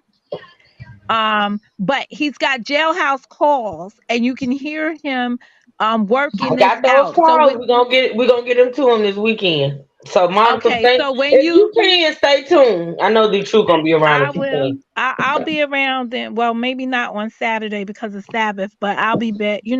Depending Yeah. on when you go live. Hey But those man. jailhouse calls are critical Yes, they are. because he talks about he keeps trying to get him to move money because Mm-hmm. they need the money. They need the Yep. money. Now, this dude seems not to be worried about no money. But the dad is overwhelmed with thinking about money, how they're gonna get money, everything. These other two guys are doing his appeal. He didn't put no money for this. So they already, submitted his appeal or submitted the notice that they're going to appeal. I think he submitted the notice of appeal. Mm. And see, that's the thing. As far as the notice of appeal, I think the initial defense didn't it like take up most of the money that was left, or Did did it not? anybody mention any money? Because Ain't remember, nobody mentioned. okay, so listen to who tried the case. Okay. First of all, the prosecutor is not any old prosecutor. He is the attorney general. Yeah.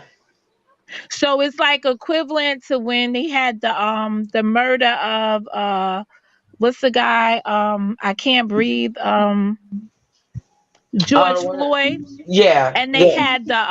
they had the attorney general try the case. That's Yes. what happened here. So they had to bring in the attorney general. The person that represented out Murdock was one of the senators. So he comes off the floor to represent him in the trial. That's the Right. older guy that's rude and just says like he just says politically incorrect statements all over the place. Mm-hmm. So he's trying the case, and then there's the guy that's his friend.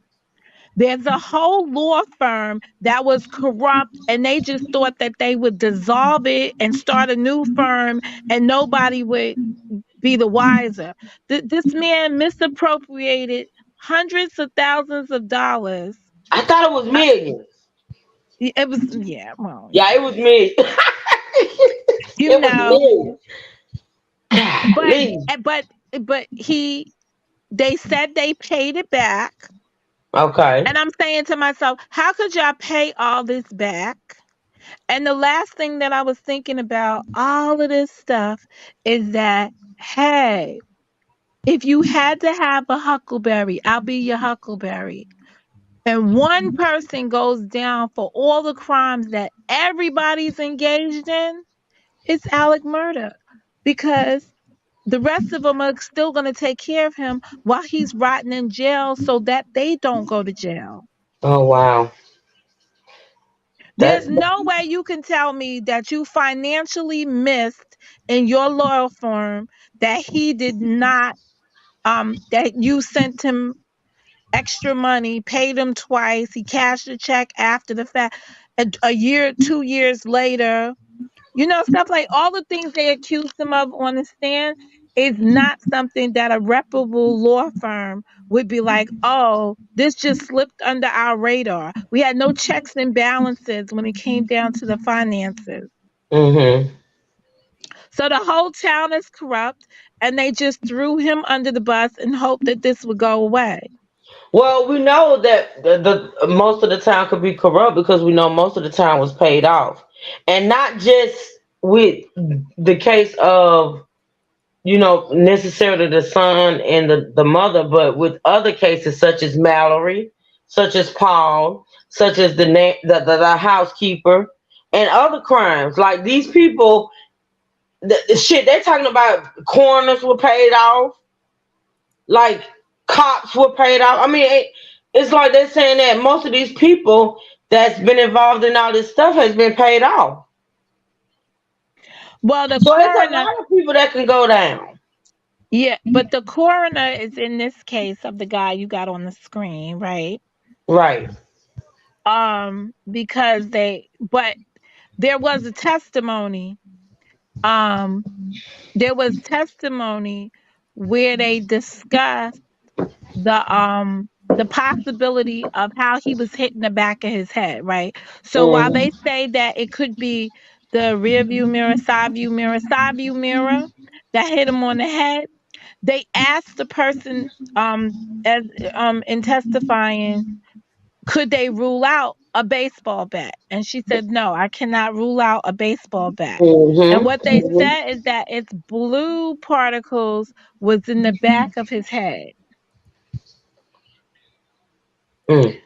which would mean from a steel bat. And they believe that one of the sons, I don't know which one it was hanging out of the car door, like Yeah. was Yeah. driving by as he was walking and bopped him on the head as they drove Yep. by. Yep. Yep. And he will probably blame his brother that's dead. Yeah, that was a rumor that both Paul and him were there, but they claim it was Buster who did it, but they never Mm-hmm. say who acted. I believe Paul hit him, and Buster got out the car and told him, "I'll kill you if you say anything." And I guess it went a little Well, further they than left that. him on the side of the road to die. So Exactly. So um Buster could have been driving and Paul did the hitting, but at the end of the day he's made a statement that says that he has nothing to do with this, even though they are habitual liars. Oh, very much so. well, Pathological there liar. was more than just Paul in that car. There was another kid Absolutely. who actually testified that Buster is the one that killed him. Did he testify He wrote a or did he statement. just give a No, statement? he gave Oh, a he did a state. He gave a statement. statement, but again, all of a sudden the statements disappeared. The statements disappeared. There's no statements in the record that a Murdock was involved. This is the mother of Stephen writing uh, the governor that I've told the police all this stuff, and nobody looked at anything, and nothing was investigated. Mm-hmm. That's why they exhumed his body, because they believed that they could get. I guess there's some DNA, They and haven't exhumed it yet. They've put in the application to exhume it. I thought they said no. They said they got him up. They exhumed him. Oh, well, this is moving fast though. So we all could be crossing in Yeah, it's probably information gonna move fast because it's like because they. they put up the GoFundMe Yeah, the and to 87,000. have him exhumed, but it's an application that you have to file with the court in order to open it up. You don't just go into the cemetery and say, "Hey, we're gonna exhume this." Yeah, they got according to the GoFundMe, they raised more than $87,000. A new unbiased look at his body and accurate determination of the cause of death based on facts. According to the GoFundMe, they raised 87,000. They were looking for 40. They raised 87. Wow. So let me So see if they exhumed him. I can't wait. So the young man was hit by a car. That's the thing. I can't. That's what He wasn't hit by a car. He was hit by that's an what they're object saying. He was out of hit a by a car. car, but it's evidence that maybe not. Yeah. Some people say that the report. So some people say he was left on the side of the. He was left in the middle of the road, not the Yeah, side of the middle. road. Yeah, He in the was middle. left in the middle of the road in hopes that somebody would run Would over hit him. him. Yes. Yes. Yep. And hope somebody would hit him to cover up what was actually done. I don't. I think that maybe that baseball bat was yeah. So let's listen to a little bit more of this. Okay, so he hasn't been exhumed. Efforts to exhume his body. Yeah, they have to go to court and they Yeah, have to present yeah, reasons to exhume him. He hasn't been exhumed, but what will help them now is that there's been, I guess it's the FBI or SLED. I don't know which one it is. SLED. Has SLED has said that it's being investigated as a homicide. Mm-hmm. Yep. What should have been done in the first place, but it's the paid But coroner. they're saying now it's investigated as a homicide based on information that came out of this trial that they Mm, got in concert with this trial. yep. Yep. All right, y'all listen to a little bit more. Y'all can stop me at any point that y'all want me to stop, and we're gonna listen to this. Oh God, my sound. Hold on. Hold on. All right, here we go. About 5 miles north of downtown Hampton. The only commercial buildings for miles are the Crocketville Country Store and the Hampton Presbyterian Church. There is an occasional house every mile or so on Sandy Run Road, and the landscape is shaped mostly by cornfields. In crime scene photos, there appears to be a house adjacent to where Stephen was found. But again, there are no records and police reports of any officers canvassing the neighborhood and asking neighbors if they heard anything strange that morning. Yet, they took several photos of the house nearby. This is one of many investigative peculiarities in the Stephen Smith case. Okay, so in the last episode, we discussed several important factors about the crime scene and evidence in this case, including Stephen's face was covered in blood. His forehead was heavily bruised and bashed in by blunt force. His shoulder was partially dislocated, but he had no other major injuries. Stephen's loosely tied shoes were still on his feet, and his phone was in his pocket with his key when he was found by authorities. His car was found about 3 miles away on Bamberg Highway with the gas cap off. Police could not get his car to start. Highway Patrol searched the scene multiple times, and time again, they found no evidence of a motor vehicle accident. They found no tire marks. They found no debris from a vehicle. They found nothing. So as we explained in the last episode, there was a lot of dispute about the cause of Stephen's death from the beginning. The first few investigators on scene went back and forth between a gunshot homicide and a hit-and-run accident. South Carolina Highway Patrol officers were told it wasn't a vehicular accident and they didn't have to be at the autopsy. Right there. But then at the autopsy, all right, there you go. Here's one of them interesting things. They thought it was a gunshot wound to his head, right? So that means if you know anything about a gunshot wound, is that it must have been something blown, like there's an entry and an exit. So his head had to be like kind of like blown off or something to give them the idea that it might have been a gunshot. So they ran tests on him to see if it was a gunshot, and they said no. Mm-hmm. They did several things. Also, I guess the autopsy should show, or that should be the report that shows that they even tested him for sexual assault. I don't Why know would they how do you that go though? from right. How do you go from a potential hit by a car to looking and checking for him for sexual assault? So Because of the text messages they found in his phone. Wait a minute, Detroit. What text messages? There was okay. So in the article they talk about his behavior. Remember, he had high risk behavior, and Okay. when they were going through his phone, they cited some of the text messages, and one of the text messages that they talked about was the fact that the text message was sent on or about the time he died. Okay. So whoever he was talking to led them to believe that something went on that night. Okay, so did they ever say who he was talking to though? They never said who he was talking to, but remember, he was telling his sister that he's involved with a high profile person That's from a in high profile yeah family. that's in Mm-hmm. the town that doesn't want anyone to know he's gay. Mm. So my thing, thinking, wrapping all that up and throwing, I'm let So maybe they was looking for some DNA. that's why he said the car was important to see if her son's DNA was in that car, which would place him knowing the son. So Monica, listen what I'm about to say, that you tell me if you. So Mhm. Paul hits him as they're going by, hits him. He sees who it is, and I guess that's when everything has to start clicking in his mind. Like, oh shit, they know he's gay. And if he says something about me, see what I'm saying? The connection, and then there's a text message, but they don't want to say who it's from.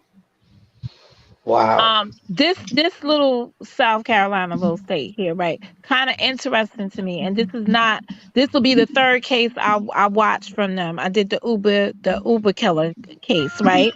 Mm-hmm. They go by text messages and cell tower readings as pinpointing time of death, when in most society people go by the autopsy report and the information you get from toxicology and to determine someone's time of death or most reasonable time of death. These people seem to go by the text messages and telephone activity, which I think it is helpful. It's a tool, but it shouldn't be the end all to determine when you die. Just because I stopped texting at 3:15 doesn't mean I died at 3:15. Mm-hmm. That's facts. So I could have still been alive, just walking around, not doing anything. That car that he was driving was left on the road, and he left his wallet inside of it, which means anybody could have went back and just threw that in the car. Mm-hmm. But and the gasket was open, and that's why I feel like, how do you drive your vehicle in places like that, knowing you are low on gas? So Well, in my head, I was thinking, and this has not been anything that I read, I was just thinking that maybe they had pilfered the gas out of his car. well, Siphon, Because if like I know siphon I gas. just put gas in my car, I'm driving. I'm not looking at the gas thing no, it until it wasn't. comes up and tell me I'm low. It wasn't out of gas. They said the battery was Oh. fine, but the car would not start. So his car broke down. Something was done to the car in order for it to stall. I don't know, but they're saying the car wouldn't start. So they put gas in it to try to start it, and it wouldn't start.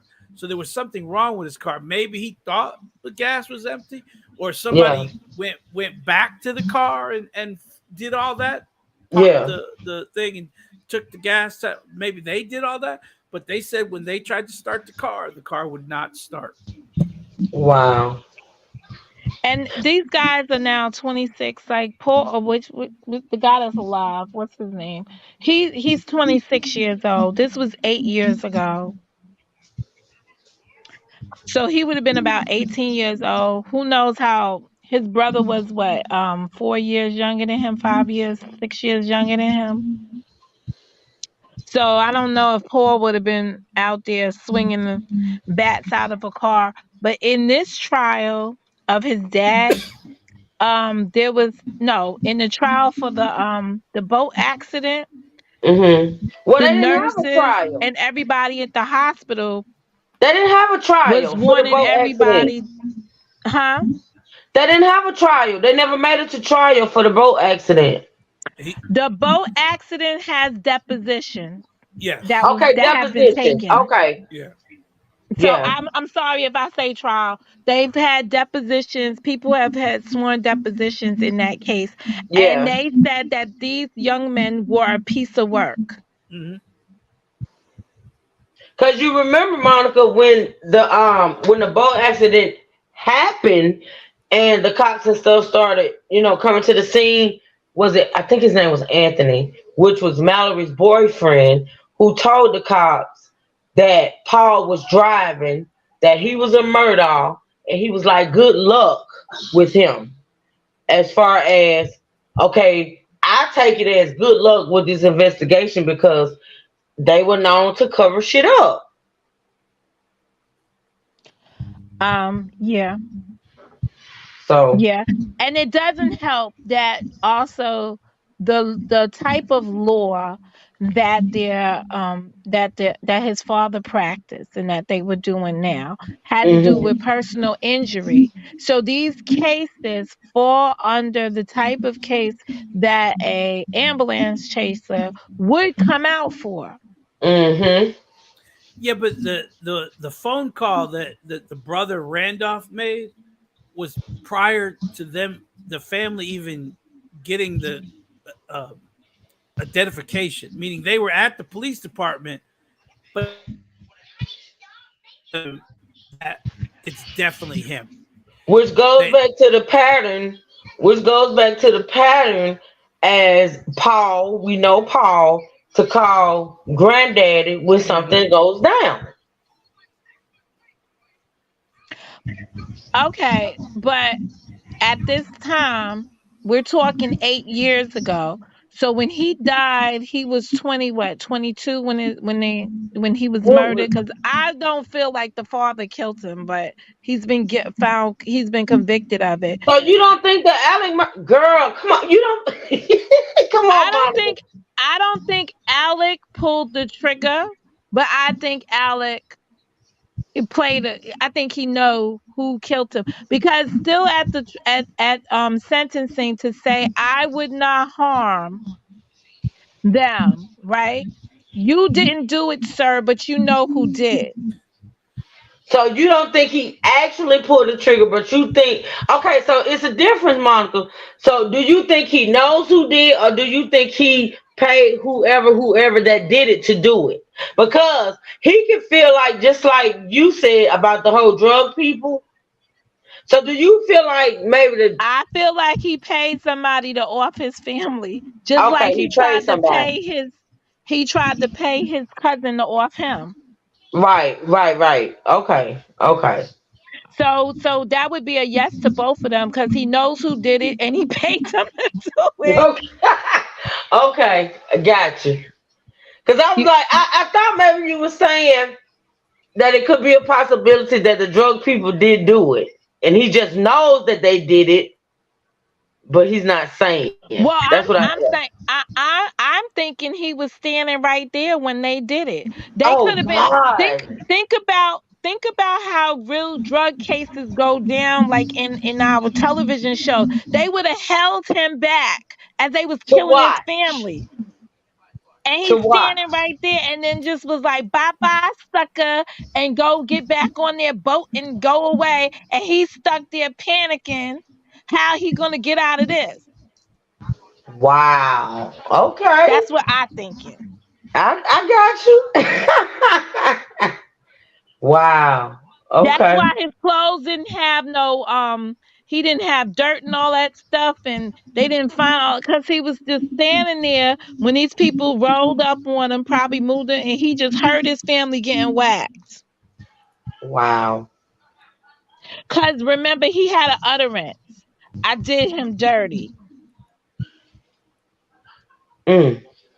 So, if he didn't pay for it, he saw it happen or he paid for it. See, what messed him up was when he went and tried to off himself with his Mm. cousin. Mhm. If that had never happened, he would have had clear, reasonable doubt. Wow. But what convicted him anyway would have been all circumstantial evidence, but it's all the financial crime stuff that I really can't made people. I can't say it, but do you remember when the dude did not shoot him? He shot himself. So she says that ninja is crazy enough to off his son and wife. I He think I he think that was a he is. setup. I think I I think don't think he would have took. He's a lawyer. yeah, I he's don't not. think he I don't would have think took so. the stand knowing that he did it. Yeah, I don't think that guy missed. I think this was all a setup for an alibi or for get people to think somebody was after him. That he was going to use that as an excuse. Because remember, Yes, he was being investigated for a whole bunch of things at that yes, time. I agree with you. I think he wanted people to believe that People people were were after him. looking for him, his sons, Cause whatever. you know Cause the initial synopsis was that it was somebody related to Mallory or somebody who wanted to get revenge Yes.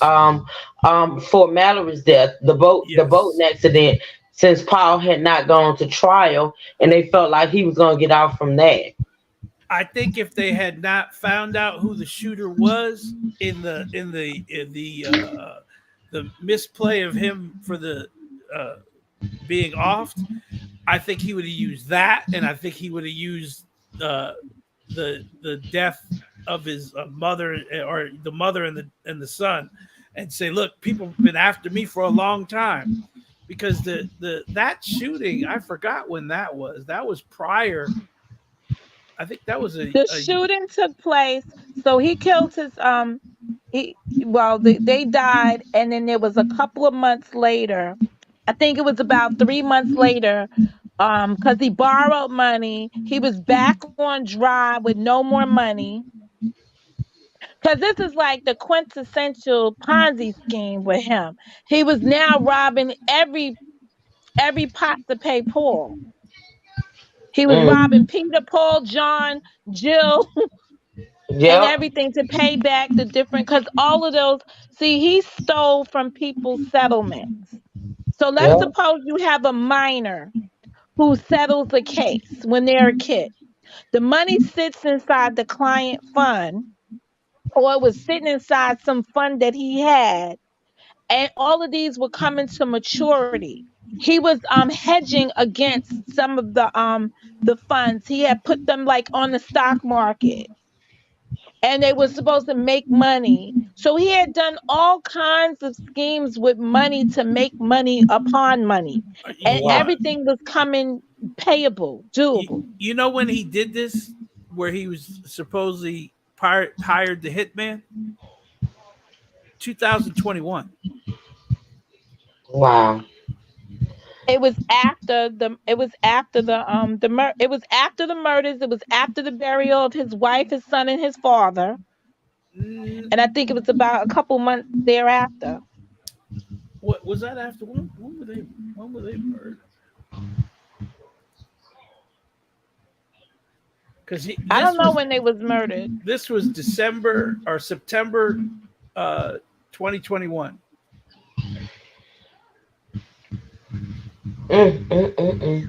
So It's he a got pulled. So according to the testimony at trial, the law firm called him over and told him. So they got murdered in September. I thought it was like June, July. No, But no, I'm talking about. So they were murdered on June of 2021. okay, He correct, was shot in September.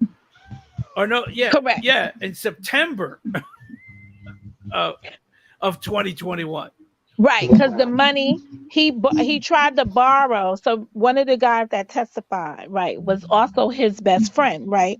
So he was trying, and one of the guys who was with him when he was doing the interviews at the police station, who kept trying to distinguish from the fact that he was not acting in the capacity of an attorney, When he was with him, he was solely acting as a friend. Now, with all due respect, when you're an attorney, right, even though you are acting, you're not acting in that capacity, you don't turn off being a lawyer. That's right. Now, but they're saying that Maggie was shot running to Paul, who was shot prior to her being shot. Wait a minute. I thought she's running to her baby. I know somebody Maggie. was shot in the back, like running, but I thought it was Paul. No, he was shot in the head. He was shot in the head while he was standing in that doorway. And I'm going to tell you right now, the way this guy is going to get a mistrial, and I'm glad we're talking about this, it's going to be because of jurors. You see that juror, the young guy that went back to the scene, and he said that when he saw found some the evidence. scene, yes, and he found whatever that was, and that's what he used. You determined the case based on information not presented in the case. Not a mistrial, but you mean an appeal. He'll get an appeal, and they'll say it's a mistrial. Yeah, all right. So let's just I got you. They'll say that it was juror misconduct. I got you. They considered evidence not submitted in the case. That is crazy. Now, see, this is the thing. Now, why would that be brought out? See, all this shit is not making sense. Like, if you, as a juror, went on the crime scene and said that, oh, I'm judging what I believe based off of what I found at the crime scene, not entered it into evidence. Even if you did that, like, why would you come out and say that?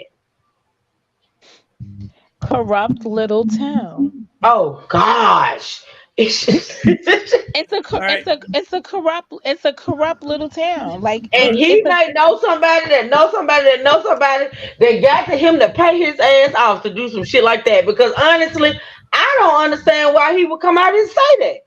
You don't think that jurors get paid to do these interviews? Oh, absolutely.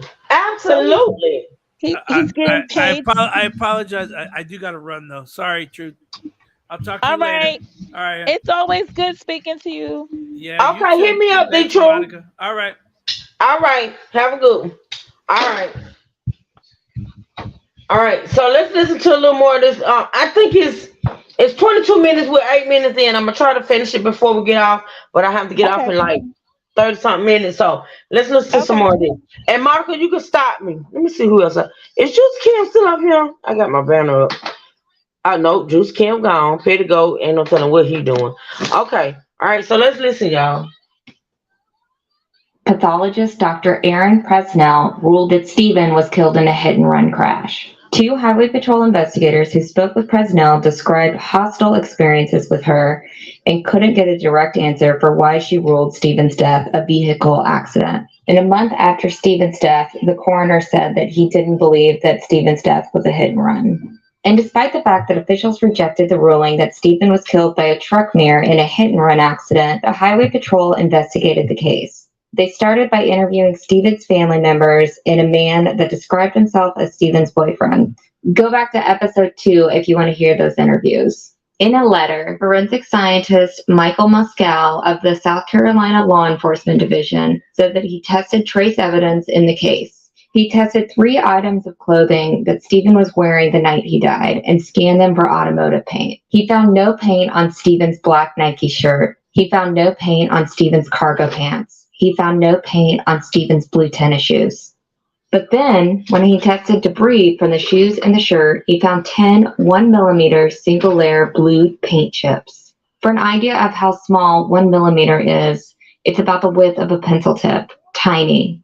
He indicated that the paint could be from an industrial tool, dumpster, or signpost. And he added that Toyota used this particular paint on its vehicles from 1982 to 1988. But there's something important to note about those clothes. Chain of custody apparently was broken with Stephen's clothes when they were left unattended at the funeral home on the day of his death. So it's hard to say where those paint chips came from. Wow. On August 4th, 2015, Duncan, an investigator with the South Carolina Highway Patrol, picked up Stephen's iPhone from SLED. He wrote in his notes, "There is no chain of custody with the phone." This is weird because in another SLED report, it says that Duncan signed a chain of custody form on August 4th and transferred the phone to Jay Connolly of the Highway Patrol on I-95 on August 5th. The phone is another key piece of evidence in this case that the South Carolina Highway Patrol apparently failed to get answers from. For years, the phone was tossed between agencies and they couldn't get it unlocked. We'll go back to more about the phone later. According to chain of custody reports, there was a rape kit done on Stephen. It was transferred from the Hampton County coroner to Highway Patrol investigator Todd Proctor at MUSC. Then Todd Proctor transferred the rape kit to a name that I can't read and at a location that says TR6A on August 11, 2015. But the rape kit is never mentioned again, which is weird. They never mention what the results are, and none of the investigators seem to care about it at all. Wow. The gunshot residue kit was also taken to the South Carolina Law Enforcement Division for analysis. But like the rape kit, it's never mentioned again outside of the chain of custody report. In another investigative inconsistency, Hampton County Sheriff's Office investigator Harry Singleton wrote that Stephen was wearing a white polo shirt when he was found dead. However, in all other reports and photos from the crime scene, Stephen was wearing a black Nike t-shirt. Why would Singleton write that? Not all investigations are black and white, but this just seems odd. So now that we've told you about evidence in the case, or lack thereof, we want to get into the interviews. On August 7, 2015, South Carolina Highway Patrol investigator Corporal Michael E. Duncan calls Stephen's friend, who we will call Brittany in this podcast. We changed Brittany's voice due to the sensitive nature of this topic. Let me kind of go over a couple of things, just a little information that I got, and you can either confirm or not sure. She told me yesterday, she called me yesterday, or it might have been the day before. But she said that, matter of fact, it was on Wednesday, if I'm not mistaken, that she was at church and that both of y'all had spoken about Stephen's death, about Buster Murdock. Is that correct? Yes, sir. Kind of tell me what you told her about that. I told her that another friend of mine had texted me asking me if Buster and Stephen were together, and I told him no. I said, not that I knew of, and then I asked him why. He said because he had heard that, and then I asked him who he heard it from, and he said he didn't know, he just heard it. Okay, so he didn't have any anything to base that upon, just except for more or less a rumor. Is that correct? Yes, sir. Had you ever heard of Stephen and Buster being involved with at all before this? No, sir, I haven't. So this was the first time you'd ever heard about something like this? Yes, sir. Okay, did you know Stephen at all? Yes, sir, he was my best friend. Okay, and did you know Stephen was gay? I did. Duncan asked who Brittany heard this rumor from, and Brittany said she heard it from a guy who we will call Jack in this podcast. Later that day, Duncan makes a note of the rumor that Brittany told him about in the investigation file. This is the first time he ever wrote down the Murdock name, even though he had heard it in 2 previous interviews. A couple days later, on August 10, 2015, Duncan notes that Jack's father has called him and wanted to know what was going on. This is a reminder that we are dealing with teenagers here. They're very young. All of these kids are around 19 or 20. August 11, 2015, Jack calls Duncan.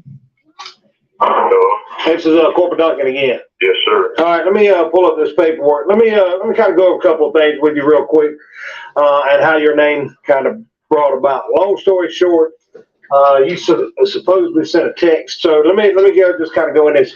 Do you know Stephen Smith? Yeah, he was my classmate. All right. And did you send that text to? What was the text exactly? Let me pull that up. Let me turn my computer or get it unlocked real quick. All right. It says if Buster Murdock ever had any type of relationship with Stephen. Yes. Did you send that text? Yes, sir.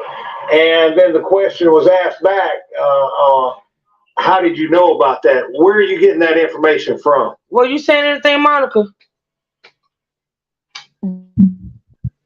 Huh? I didn't say anything. I'm just listening. Oh, okay. I thought I heard something. Okay, here we go. But this is some of the stuff I had already heard, but not like this. I got it somewhere else, so this is pretty good. Oh, okay. Yeah, this is these interviews to me like yeah. Rumor. Rumor? Yes, sir. I mean, I've heard it. I knew she was best friends with Steve, so I understand. Okay. And so you heard it through just like people that you know, or just people in general comment? All right. Any information that you know? Do you know any information about whether that's true or not? No, not at all. Not at all. All right. Do you know anything? Do you know anything about Stephen's death? No, sir, not at all. Nobody's come to you and brought any information to you other than what the question you asked. Is that correct? That's correct. What have you heard otherwise? Have you heard any other rumors? Nothing, no, sir.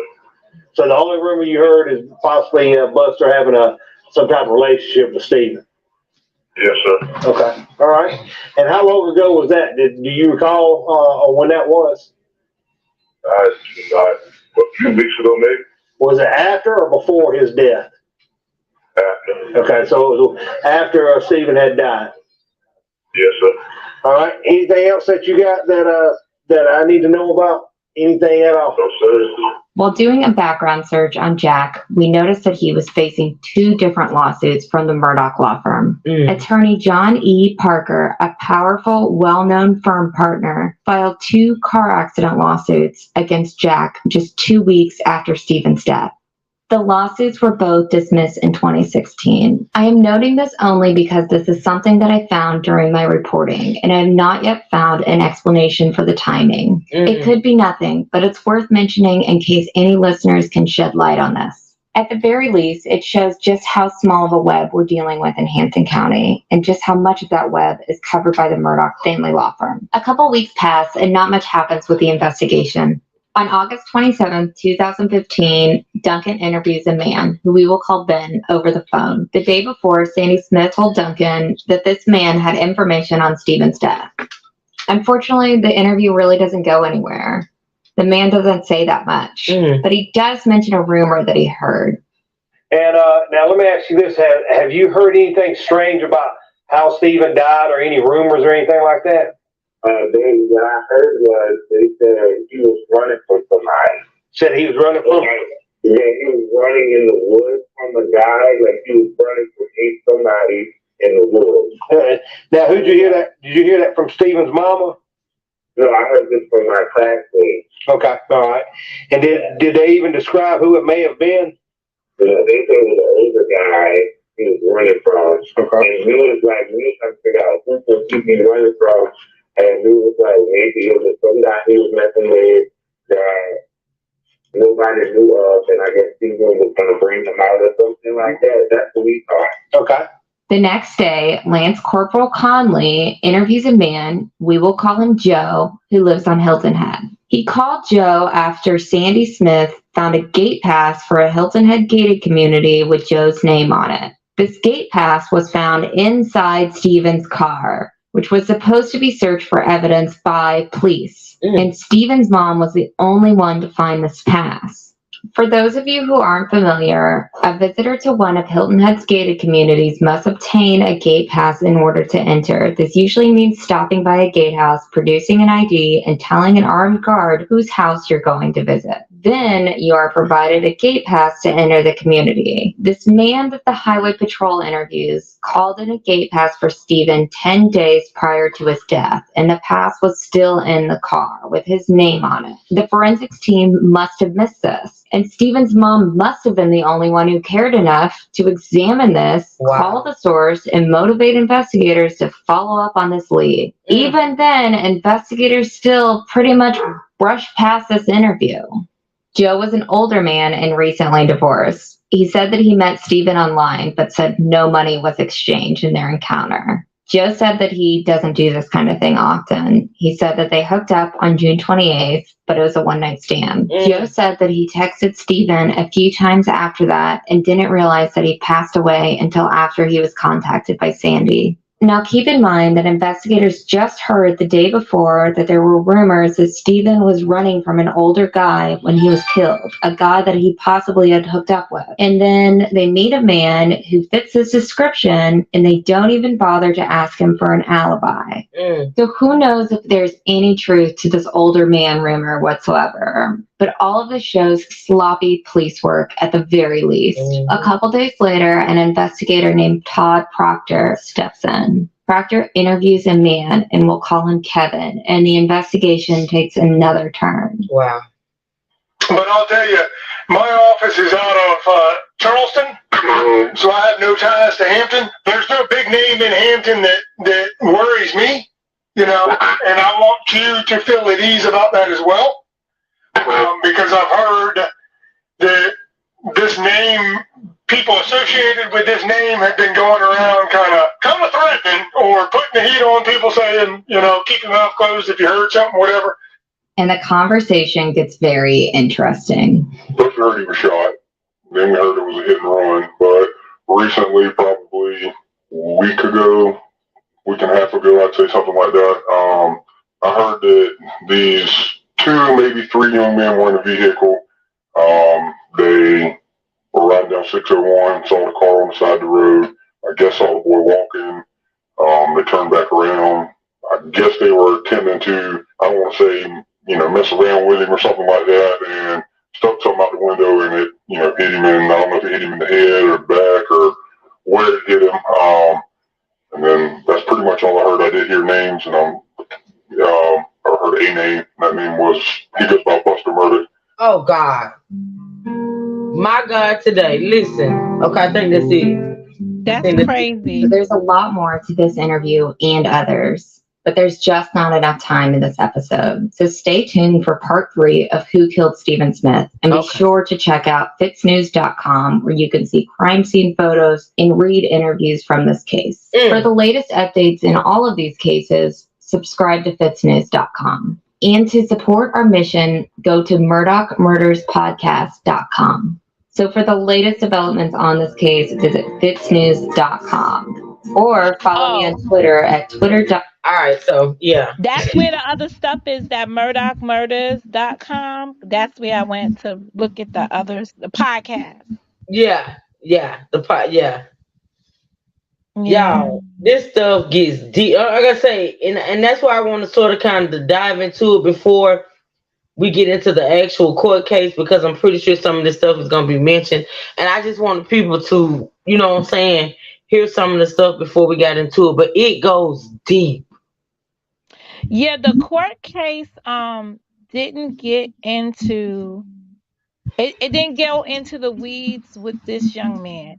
It went into the weeds with the housekeeper that died, because remember, he took the money from the he took that money. Yeah. Right. Well, he had them sue for wrongful death or accidental death on his property. And he never gave them the money. Insurance. And this is why he didn't have insurance when it came down to the boat, because they had already uninsured him. Wow. He exhausted his insurance. Wow. And I was going to say, go ahead, Mom. I was going to say something else about that property they sold. If you look at the house that was on the property, right, you could have had a mansion on that amount of acres of land. That's what I said. What 2 lives ago, maybe, when I looked at, because the video that I was looking at, it pretty much showed like a sky view, you know what I'm saying, where it showed the house and it showed all of the property around it, and I was like, this house is kind of modest for the land. Correct. So that's why I said the land represented something else. To me, it just represented, it was a gateway for something else was going on. Wow. It makes sense. And remember, the wife didn't like going there. It was called Moselle. That's the name of the property, Moselle. Yeah, but they opted, they sold it. So my goodness. It is. But I appreciate speaking to you on this. I like, and the truth too. I like stuff like this. So, me too. I do too. I really do. I enjoy this. Yeah. So thank you for having me up, and I'll catch you. Thank you. And whenever you see, if hopefully you got my notifications on, so whenever you see us discussing it, you'll hop on. I really appreciate it. Yeah, I like this. I appreciate it. It's a refreshing moment on this YouTube to Oh, not be absolutely. engaged in the other stuff. You know, Yeah, if you, I know you can appreciate what I'm saying, so I appreciate these kind absolutely. of discussions. Absolutely. That's why I All told right, you. have a good That's one. why I told you when I told you I enjoy listening to you because you do go off into some. You do go off into um, I mean, sort of kind of yeah, stuff like this. this the stuff I like, and this is the stuff I came here to do. Mhm. You know, so it's just unfortunate that I can't get to it, but I do appreciate the time I have to come here and do it. Oh, thank you, and you're All always right. welcome. Thank you. You have a good one, and I'll see you sometime at the end of the weekend. Okay. All right. All Thank you, right. Monica. Later. All right. Bye bye. All right, y'all. That's gonna be it for today. We covered part one and part two of a deeper dive into the whole Paul. Why can't I think of his name? Paul, is it Paul Smith? Y'all know Paul. Not Paul. I'm sorry, Stephen. Stephen Smith. We dug deeper into the demise of Stephen Smith. We did part one and part two. There's actually like I think maybe two or three more parts to it that I wanted to get to. So listen, I'm gonna try to get these lives in the true crime these particular lives in this weekend, probably more so than my other channel because I want to kind of get through this before Monday. Because as y'all know, Monday, hey Miss K, been listening. Okay, thank you, Miss K.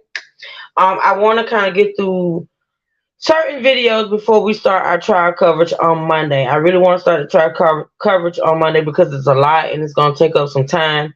And like I say, once I start the trial coverage, I don't want to interrupt it with other things. I'm gonna try my best not to. So, but I do have another interesting case that I may try to fit in this weekend. Shout out to E Brooks that brought it to my attention. It also has a Netflix special, so I'm gonna watch that sometime today and try to get all my notes together for that and try to cover it this weekend as well before we start the trial coverage. Because like I say, once I start the way my brain works and the way my mind works, once we start that trial coverage, I want to keep it on that. I don't want to divert from it. You just here to be a militant man. That's all right. We need militants. You know, this is for code, and we need you to keep the people in line. Okay? It is what it is. But with that being said, y'all, listen, I love y'all. I appreciate y'all so much for supporting this hashtag content that matters. Thank you, E Brooks and Automars, Miss Gloria, for dropping those links for me. Money Boy Trey live. He must be doing that. He must have went early on that live. Okay, so we're gonna go over to Money Boy Trey, and after Money Boy Trey's live, I will be coming back on my second channel to talk about Miss Ellie Pooh. Okay. See you in a few, by you. Okay. I'll see y'all over in State Land. With that being said, I love y'all. I appreciate y'all. Listen, y'all continue to enjoy this beautiful day. Be safe, be blessed, never stressed. Okay. And shout out to my true sipper. Shout out to y'all. No, that's a schedule line. I know he's supposed to come on, I think at like 3:33 or something like that. You know, he got those odd times. But I wanted to get this one in before he went live. So he is gonna be going live pretty soon. So, like I say, shout out to the true sippers. Shout out to my fabulous moderators and also my monetary contributors. Thank y'all so much. I appreciate you. Okay, y'all be good. Until next time, y'all stay. Listen, y'all stay. Y'all stay safe on these YouTube streets and stay out of trouble. Shout out to the truth. They hit the panel as always. He had something. I'm pretty sure it probably was job related. Shout out to Juicy Kim, and also shout out to Pettigoat, who I think is still up here. Oh, no, he gone. Child, he gone.